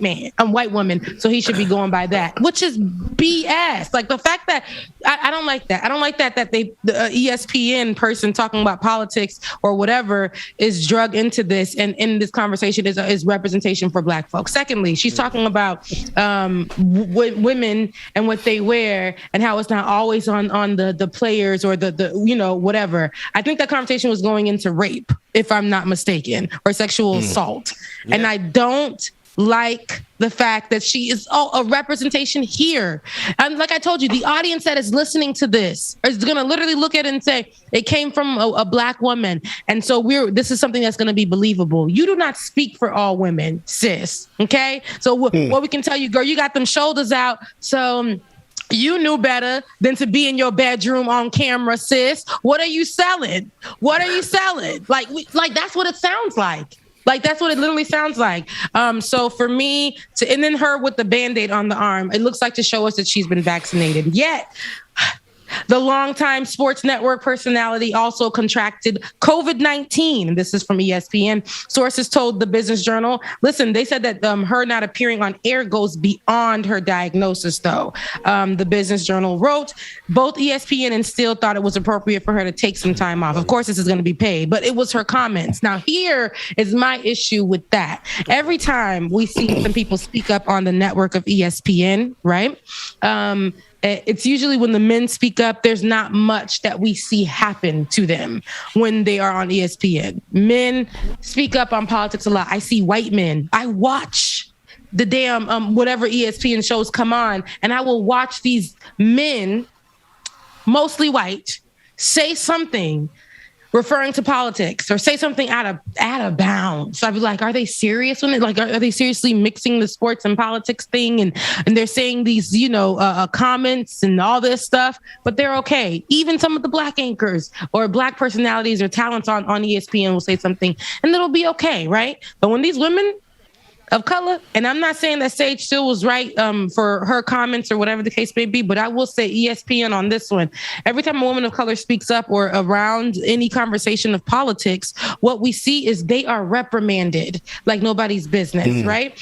We saw this with the whole Maria, and I forgot what the woman's name was, the redhead, right? She spoke up against that woman and literally had a record of her, and she was now removed, right? And then we got what's her name? Jamel Hill, right? She spoke up on something political, and we ain't never see her again. Now this one. Now, whether I like her comments or not, because I'm, let's put it out there, I don't. But the fact that they went in 2 seconds and was like, nah, she got to go. She got to go. Why though now? Because I've heard a lot of people that sounded really far right on your network speak for far right things on your network, white men. And y'all have done nothing about it. But yeah, for some reason, when these women of color speak, it's like, hey, girl, listen, you already ain't supposed to be here. Now you shut up now, because now they gave her like a slap on the wrist because they told her they'll give her like, hey, we'll just give you some paid time off or whatever. But it's still, I just don't like the way ESPN moves when it comes to their personalities of color. I really don't. I don't like it at all. I don't like it. But other than that, sis, where you going with these comments? Way to be faithful to your argument all the way through that and flipping on the loved it when you needed to shift gears and argue a different position, because a lot of people would have just followed that straight through to say she should have been fired, blah blah blah blah, but you were like, nope, hold on, you got to tell the truth wherever it takes you, like it or not. Like it or not. Shout out to Dr. Carl. Hey, maybe if we say Carl Mack 10 times, maybe we say it 10 times, he'll show up. He'll appear. Dr. Carl Mack. Dr. Carl Mack. That man done hit the road and never came back. His name is Jack, and he ain't coming back. I talked to him last week. He's good. He's doing good, man. He's doing good. He's just, doing it. So you talked to him, Ben? I talked to him. He's coming back. Yeah. Oh, he's coming back? You said he was coming back this week, man. He ain't here. That's what parents tell the kids. Look, that's what parents tell their kids when their daddy done went out to the store for cigarettes. Rebecca! And there you go. And that's there what you go in front of Listen, mixed company doing the same thing. I ain't say it was black dad. I believe he's been fathering out of state.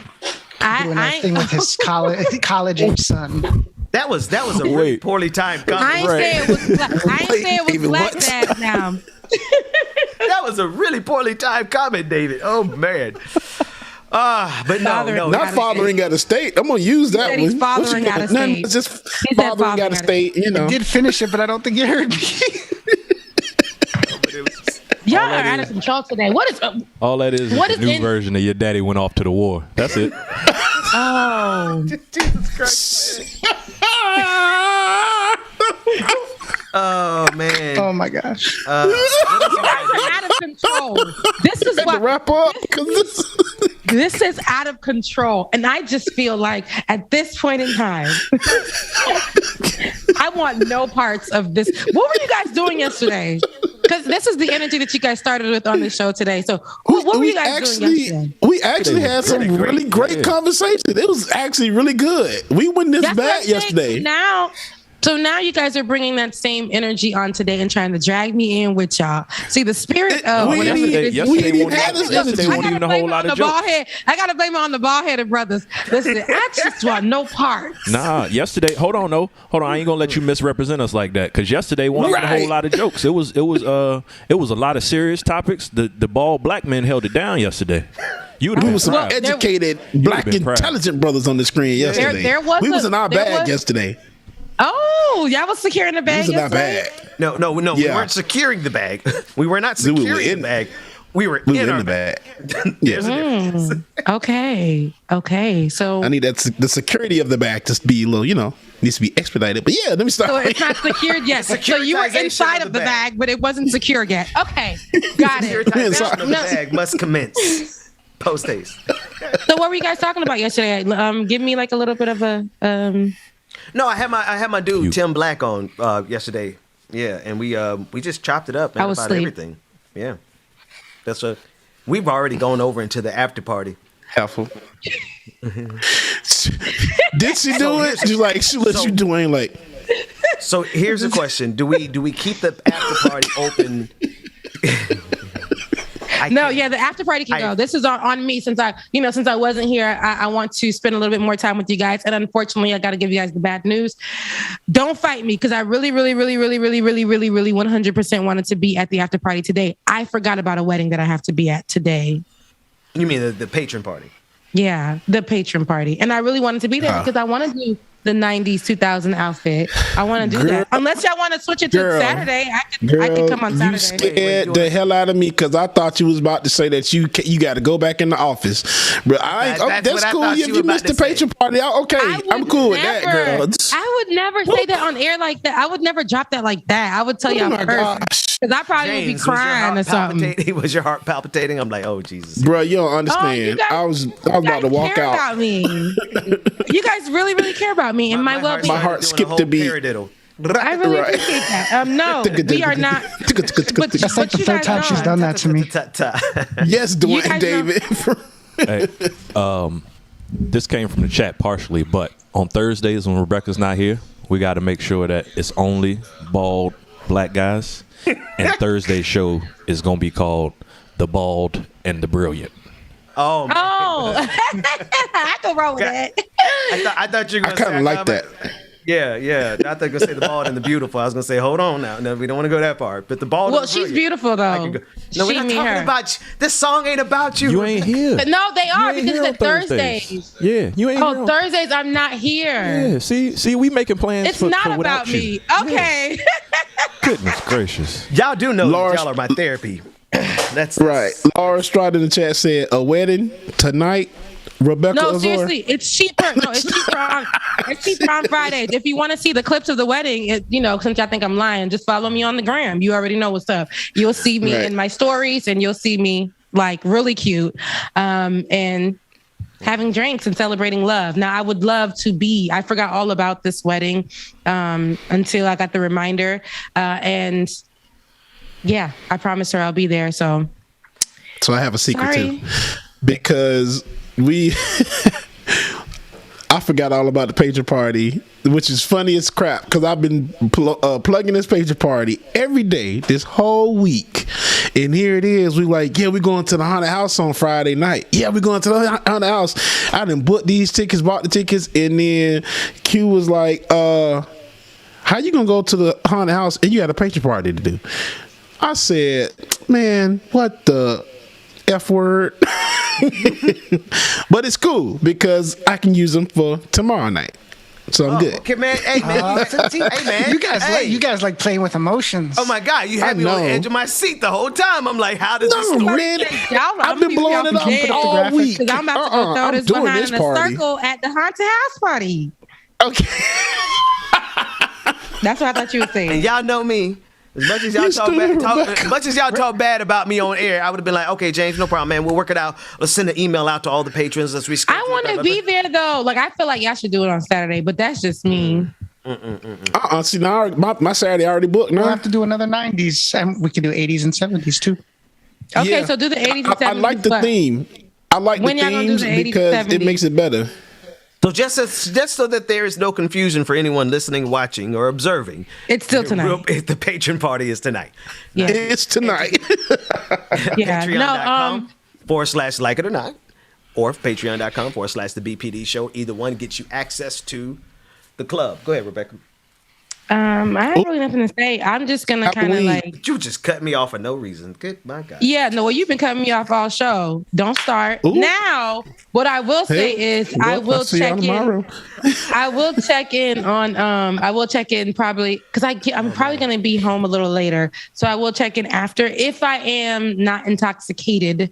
And I will be wearing my mask, people. I promise. But if I'm not intoxicated like that, I will be strolling in because the wedding is like 5 minutes away from here. So I got to do my hair. I think I'm going to go with the bob, but I got to do my hair and then like whatever. But I'll check in if I can. I will. I promise. I'll check in if I can. That's cool. Well, you know us. We'll go. And 90s had a lot of music that I saw. And I said 80s, 90s, but 80s also had a lot of music. So I'm just like, I could just stick to the 90s and that's going to carry us to about 6 o'clock in the morning. So. Because 90s is everything. You know, 90s has a lot. A lot. Speaking of 90s music, y'all see the next verses that was announced? It's gonna be Big Daddy Kane and KRS-One. No. Oh wow. October 17th. Wait a minute. That's the next week. Next Sunday. Okay.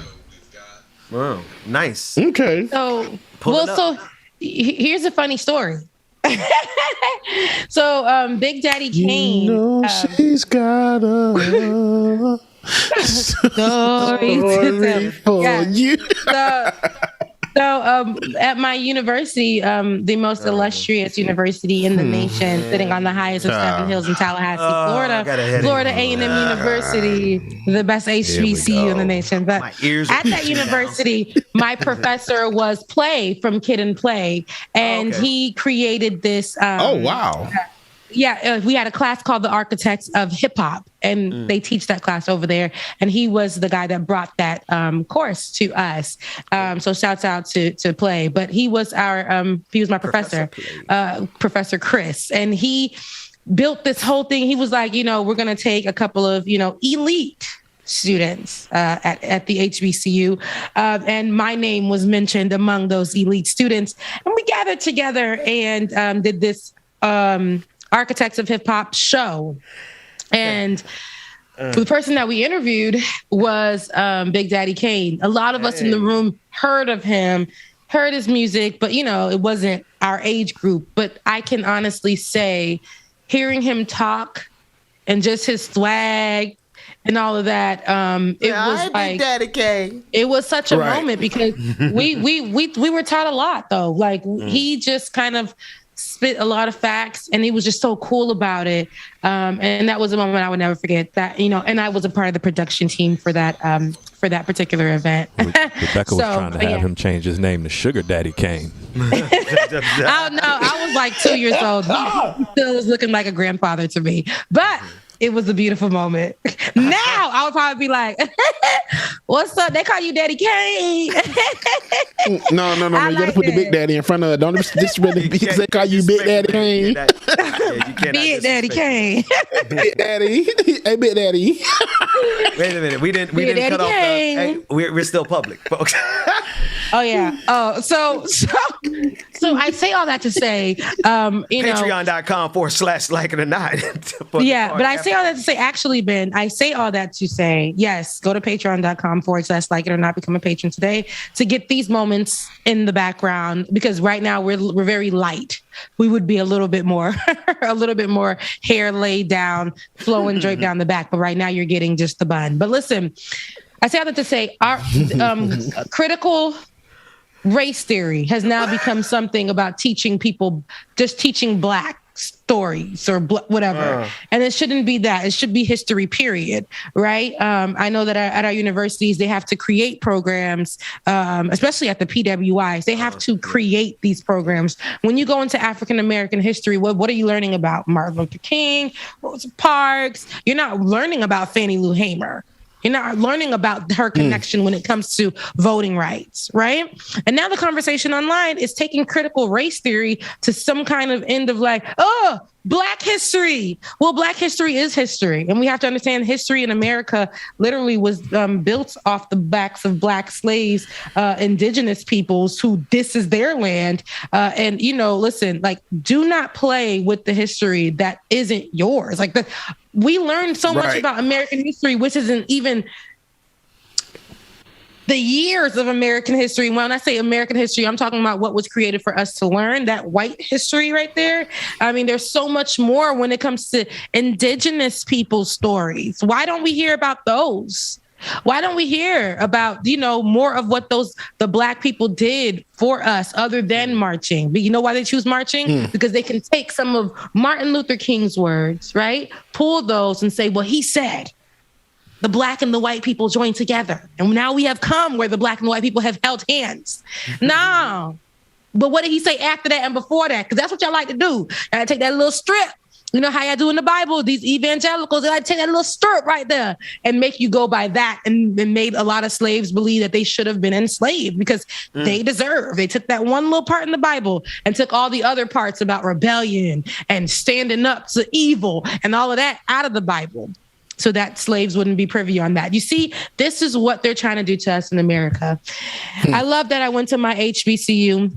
I love that you guys went to your HBCU. I hate the fact that the people that we have in office today are secretly or right before our eyes, and we don't even know because we so focused on COVID-19 conversations. They taking, how much is it? I think it was 30 million away from HBCUs when they said they were going to put that money, 30 billion away from HBCUs. I'm talking about Joe Biden's administration today, when they sat there and walked and pushed and campaigned off of saying we're going to put more money into HBCUs, right? They pledged to put, I think it was $6 billion back into HBCUs, $4 billion back into HBCUs. And things have been done, but right before our eyes, before we couldn't even, it's just like they literally came like a thief in the night and took away $30 billion away from HBCUs. That hurts our schools. It does. It really does. And to say they have Kamala Harris right there sitting at the right hand of Joe Biden. And where is she from? In the HBCU. And what was she doing when she campaigned? She was wearing them pearls and them chucks.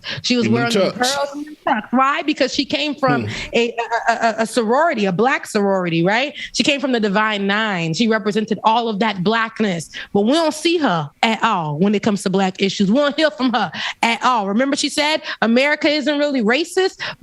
Remember she said that? And this is our black female vice president. Remember that? Now she's a part of the crew that took away from her alma mater, Howard, right? They took away from our HBCUs, and now we sitting here looking crazy. It's very important for us to continue to push black education. Black education is very important. Black schools are very important.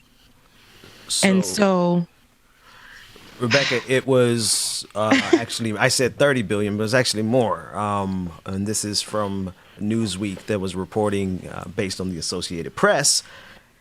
HBCUs, historically black colleges and universities that were looking forward to 45 billion in funding may be faced with just 2 billion under the Biden administration's multi-trillion-dollar spending plan as a result of Democratic infighting.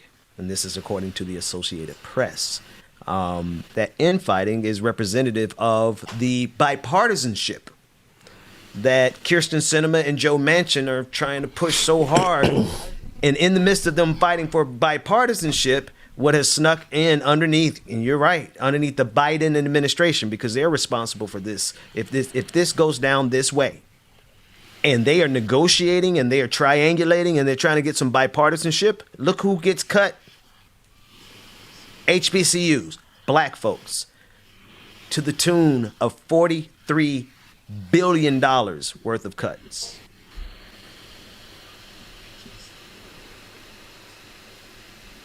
That's terrible. No.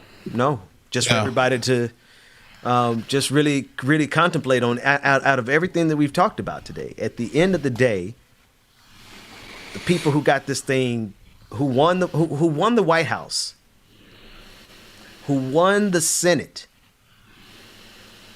we get stuck holding the bag. Yep, and somebody said it best. Sadly, the one good thing that Trump did, Dems want to cut that funding to HBCUs. And that's the truth. You can already tell, because remember the rhetoric that was being said when Biden was campaigning and everything was, we'll give you money to go to school. We're going to get rid of those student loans so you'll be able to go to school free. All of that changed when he got in office. You realize that, right? No, we're not going to eliminate your student loan debt. And now we're going to cut your funding to the schools that you went to. We did it, Joe. Joe, we did it, Joe. We did it, Joe. Yeah, y'all did it all right. Y'all lied to our mother's freaking asses. That's what y'all did. Look at. Here's the thing, man. And Rebecca, you called it in like 0.2 seconds, like 6 months ago. I forgot what episode it was, but when bipartisanship get bipartisanshiping, who get cut out? Right here. This is it. So all that stuff they're talking and negotiating about the infrastructure, about the bills, the budgets, and the funding, and the debt ceiling, who's getting squeezed out? Black folks. We got any more funny clips? Maybe.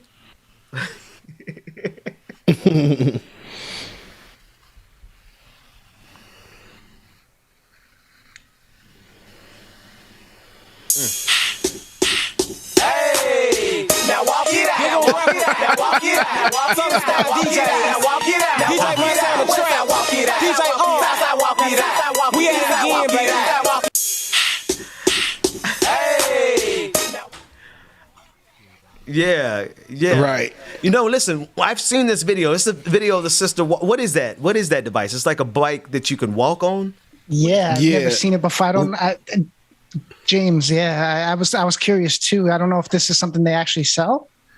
Yeah, it is. It's like a treadmill bike. I think that's what it's called. It's so you're like walking on the treadmill, but it's still powering the bike, if that makes any sense.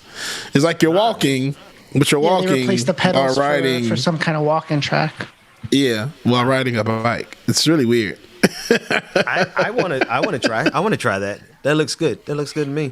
All right, what else we got? Let's run one more clip. And we're gonna get the weekend started early, James. We're gonna get out of here. Yeah. We're gonna get out of here because tonight at 9 p.m. Eastern Standard Time is the patron party. We wanted to give you a little bit more of public access to what we do in the after party, which is let down our hair such as it is. And we're gonna have a lot more of that tonight at our 90s themed patron party. Patreon.com/like it or not. Dwayne or David. Let's do two more. Okay, so we're going to do two more. All right, David, you call them. AP6, and then we can guess some music at the end. But AP6. Hey, real quick. Don't take pictures of me. Oh no, I was gonna say, Ben, didn't you say where you got that information from about the number, the 46 billion, 45 billion? Yeah.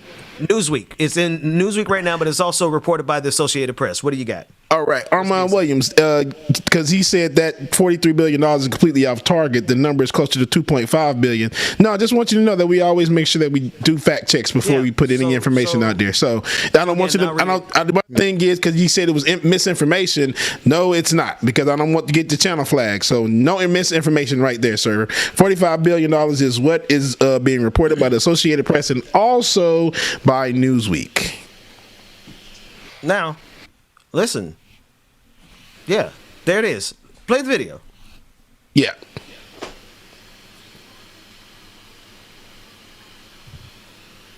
Dwayne. Don't take pictures of me. Don't take pictures of me. It's none of your business. So usually I'll do the initial video and something like that, and then when I find out who the person is, I'll do the update, and then that's it. I had no intention of doing another video about this guy, and then Home Slice here decided to message me on Twitter and tell me what a lying piece of shit I am, and that he is going to sue me. Sue me for deformation of character. Is he blaming me for the Grand Canyon? Now, as funny as that is, there's a bunch of stuff in that message that's funny. First of all, he's claiming that he was not taking her picture, and he seems to think that's the reason everybody thinks he's a piece of shit. And while that certainly contributes to it, the reason everyone thinks you're such a piece of shit is because of your actions in that video and the way you spoke to her. It's not defamation to show you doing something that you actually did in 4K. But he says, wasn't taking her picture, he was going for a pack of cigarettes. Okay, so then when she accused you of taking pictures of her, your response was, oh no, I wasn't, I don't know what you're talking about, right? Don't take pictures of me. Don't take pictures of me. It's none of your business. No, you told her not to dress like a whore, which has nothing to do with you buying cigarettes. Although it could, in your twisted mind, serve as a reason why you took pictures of her. Then he's hung up on weird things like, I don't shop at Target, and that's not my truck anymore. It was stolen. I don't have that truck anymore. As many times as he said he doesn't have that truck anymore, I'm pretty sure he absolutely still has that truck. But as long as we're looking at messages from old Leonard, let's look at some messages that he's sent other people recently. We got this one saying he didn't take the pics, but anyone can take pictures in a public place. We got your classic fight me, bro. He's a big fan of offering multiple women pictures of his dick. Even ones who tell him they're underage. That is shocking as it may be. He's also a racist. Wow. You're like you're a real piece of shit, Leonard. And as for your last message to me, where you stated that you're going to sue me, and if that doesn't work, you'll come visit me yourself. I don't know if you're in a hurry to get to hell, but that's certainly one way to get a fast pass. So my recommendation is that you crawl back underneath that rock you came from. All right. Wow. Hey, he's usually a lot more civilized. He's like he had time for him today. I missed that whole thing. What was he talking about? What did I miss? That the whole ER at the end of that. Yeah, he had a some hard guy. ER. Yeah, he did. A hard ER. All right, David. What's the last All one? right, the final one is some joy. Which one was that? Which AP7. AP7. Black classics you should know in the first few notes, part 7.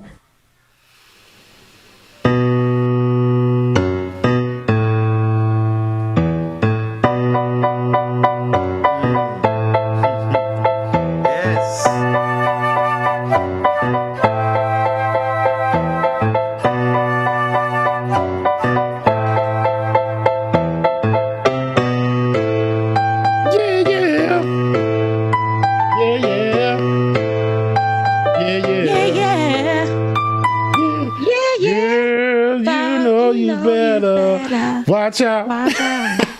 Ba, ba, ba, ba, ba, ba, ba, ba, ba. That's my song. Okay. That thing. That one. So y'all going to the concert? No. The tickets too expensive? Expensive. No, I just thought about it. It was like, I love the Fugees, but I'm just like, I'm only going to go to hear Killing Me Softly, Fuji La. Oh, well, no, we talked about this already.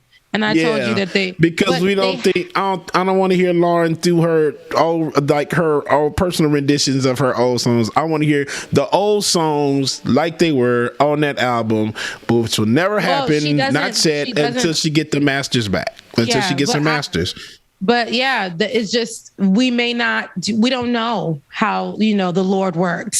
So every day isn't promised. So if you get an opportunity to see them in that sense, you should take it, because these people in this world, there are things, there are diseases, there are all of that coming all around. And I don't put that on you or them, but I'm saying if you got a time to see a legend, see a legend. And that's how I'm just put it. Good. I saw Outkast twice. Like they did their return concert. So those are my legends, because I came up with Outkast. So when I saw them, they had the whole Dungeon family, the Goody Mob, everybody with them. That was it for me. I've seen Jay-Z and Beyonce several times too, but Outkast, seeing them downtown Atlanta under the skyline, the most magical thing I've ever seen in history. And that's beautiful, Bubba, coming out of Atlanta. But for me, as a Haitian, Fugees coming back together, and, after all the drama in between that, who comes back together after that? I know. To see Outkast. And to see Lauryn Hill. Well, Outkast is nice. Outkast is nice. I'm not saying they're not legendary, but I also will say that the Fugees are very legendary. And I think that, if you do have an opportunity to see any legends that you like, definitely take a chance and go see them, because like I said, there are so many people that are passing or not doing their music anymore or whatever, and we will never get an opportunity to see them do their thing, play their craft, do their music. So I definitely would love to go, if I get the opportunity on somebody else's time, to go and see the Fugees. There's an African angel in the building. There's an African angel. I don't know if it's in this building, but we will see. We'll see. Somebody just moved up in building so bad, Rebecca. Somebody moved in building too. It's nothing but Caucasian angels out there in the mountains where Rebecca at. Because she shows the Caucasus Mountains. Somebody just moved in building too. I ain't gonna lie. And they be peeking out the window. I'm trying to see what they be by. I'm like, what's up? Is that a black person? Okay. Hey. I can't tell though, but we'll see. We'll see. Taking over. You better step out there on that balcony one day in your robe on with your tea, singing Ari Lennox. Oh, listen. I be on here literally sunbathing, laying out in the sun on my balcony. So whatever the people see, whatever the people see, with the real live thirst traps. Look at her. Okay, with the hair out, with the long hair in, just flowing down, looking like, damn girl, you just came from the beach. Ain't no beach up here. You in the mountains. I literally do that. I sunbathe right there, and they be like, they just be looking like. I'm like, I could see these people looking at me. It is what it is. It is what it is. That's an easy way to get you one of them old white sponsors that's out there with you. You gonna have all your bills paid. Keep playing I'm about around. to fall out the chair.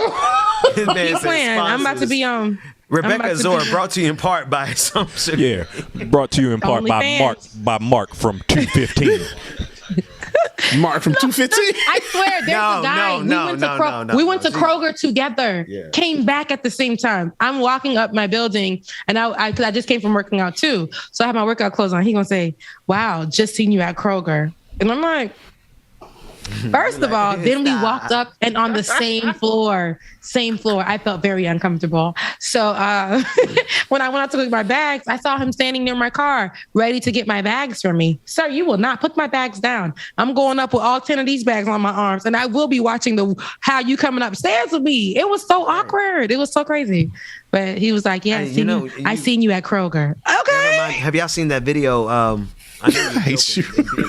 But y'all seen the video of that sister who was running into her apartment as fast? Yes, and that was super scary. Yeah, that's scary as hell, dude. So she ran into her apartment, and I guess she was being chased, and the thank God the camera was working in her building. The camera caught that she was running into her building, and then the guy swiftly comes in, and she already pushed the door. He tried to push it, but she pushed it and already had it locked. So that is a very, very, very scary instance that I'm going to tell you right now. A lot of females go through, a lot of women go through. I used to walk through Brooklyn by myself and like have to fake like I'm listening to music on them streets to get to my block, because I would see guys waiting literally to like pull somebody, and I would have to like have, weapons in my pockets while I'm walking, but fake listen to music, because I had to literally look at my surroundings, make sure I went through the same block every single time I walked. I couldn't cross through another block to make sure that I was safe going home. You guys, being in my parking lot, even though I have all the buildings have police officers designated for them, right? But even me going outside at a certain time at night, it is super scary. I look back at myself to see if the gate closed. I'd be looking around. It's like, it is scary to be a woman and living alone, child. It is very, very scary. Meanwhile, I'm thirst trapping on the balcony, but it's very scary. It's very scary. Don't worry. Richard is watching. He just waiting. Don't say that. He got his little money gun. Richard is in the context of this conversation and the way you said it. Richard is a scary ass name, brother. You gotta. It really is. Richard is kind of scary. Bernard or something. I don't know. Hey, that's not any better. Hey! Remember, we not going downplay the Bernards out here. Yeah. Bernard is not. I'm telling you, Bernard is just not the best type of. Hey, Benson. You know what? Benson. Tyler. Thank you all for How about joining Tyler? us today. Not Tyler Thank you all Hackner, for but joining Tyler. us today. We're gonna put an end to this Bernard slander. You can't. Bubba, play some music. You want bet? But just for the record, I offered up Bernard as a better solution, as a better name than Richard. That's what I was doing. So it wasn't Bernard. Oh no, I'm sorry. I got you. But I respect. I put some respect on your name, man. I ain't got. Ben, what's your middle name? Paul. Sponsor. Yeah. Purnell, ain't it? Purcell? No, Purnell? It's Paul. No, he is church. Ain't it Purnell? It's giving Paul. Damn. It's Paul. It's Paul. Oh, I'm about to say Purnell. Seems like, it's something simple like Paul. Dang, Paul is a strong name. Paul is Benjamin a strong P. name. Dixon. When you say P, the P in Dixon is the Benjamin P. Dixon. They think like you said, Benjamin Praline Dixon, Benjamin Paul, Premier Dixon. No, it's Paul. Because as we know, Ben came from the church, So when the story of Saul turning into Paul, or it could be vice versa, I don't know. But there's strength in the change there. So Ben is the changed version, and he is Paul, Benjamin Paul. I've changed. I would say I've changed. They said there's a lot that goes into a name. They said that there's a lot that goes into a name. My name is just Rebecca, but who's Percy? I thought it was Percy too. Percy or Parnell, like dead ass. I'm dead ass serious. I thought it was Percy or Parnell. That's my daddy. Peter. Percival. Peter. Percy's my daddy name. Oh, your dad's name is Percival? No, my dad's name is Percy. Oh. I said Percival. Percy? That's what I said too. Right? Dang, imagine a baby running around and be like, Percy. Everybody had old names. But you know what his nickname was? My mom's name is Bertha. And I'm like, I can't imagine the kid being Bertha. Now, Bertha, sit down. My grandmother's name was Ethel. Ethel. I was just about to say, my sister's middle name is Ethel. My great grandmothers were Ethel and Nora, and I can't imagine that at all. Yep, I got a bunch Nora, of Ednas. you can slide with Nora because the kids slide with Nora. Dora. I got Aunt Edna. You just set, man. When you give little babies old people names, you just setting them up to get clowned in school. Yeah, for real. But it's better when you can say like I feel like when you say it with an accent, it comes prettier. Like it's nice. Like what, a country accent, like Edna? No, like a Haitian accent. Okay. More better. Oh. Like Belta. Belta. It has like a roll there, right? That's Bertha. Rebecca. That's beautiful. That's Rebecca, right? So but these regular old Black Strong used to be, it's some crop sharers kind of day. It kind of gets. God damn it! Sound like they had strong feet. Wait, just say Dwayne. I said them names that make you think they sound like they got strong feet. Stop that. Right, tonight, 9 o'clock Eastern Standard Time. The Where's that party. The madness continues. Patreon.com/liking the night. DJ Exclusive, get us out of here, man. Bye, guys. All right, y'all. Love y'all, mean it. All right, y'all. We will see y'all tonight. 9 o'clock it going down. The discussions at 9. We're going to get into the music at 9:30. You don't want to miss it. Patreon.com/liking the night. Patreon.com/the BPD show. Make sure that you are in the building tonight, y'all. Deuces. Revolutionary guy let out the streets. Locked in a cage, I'ma let out the. Wake up, get out the sheets. We came for war, man, forget my peace. You take the west, I'll take on the east. I'ma put him in the cage, never let out the. I hear him chat to the noise. Move too quick, can't stop for the talking. I hear him chat with the boys. Man so tough, but mans keep walking. Yeah. Just too sharp with the prize. White girls, better tell me I'm awesome. Yeah. Hot like fire on the pan. If you wanna touch me, please use caution. Beg, please get on your knees. Came from the jungle, up in the trees. I got a few tricks up in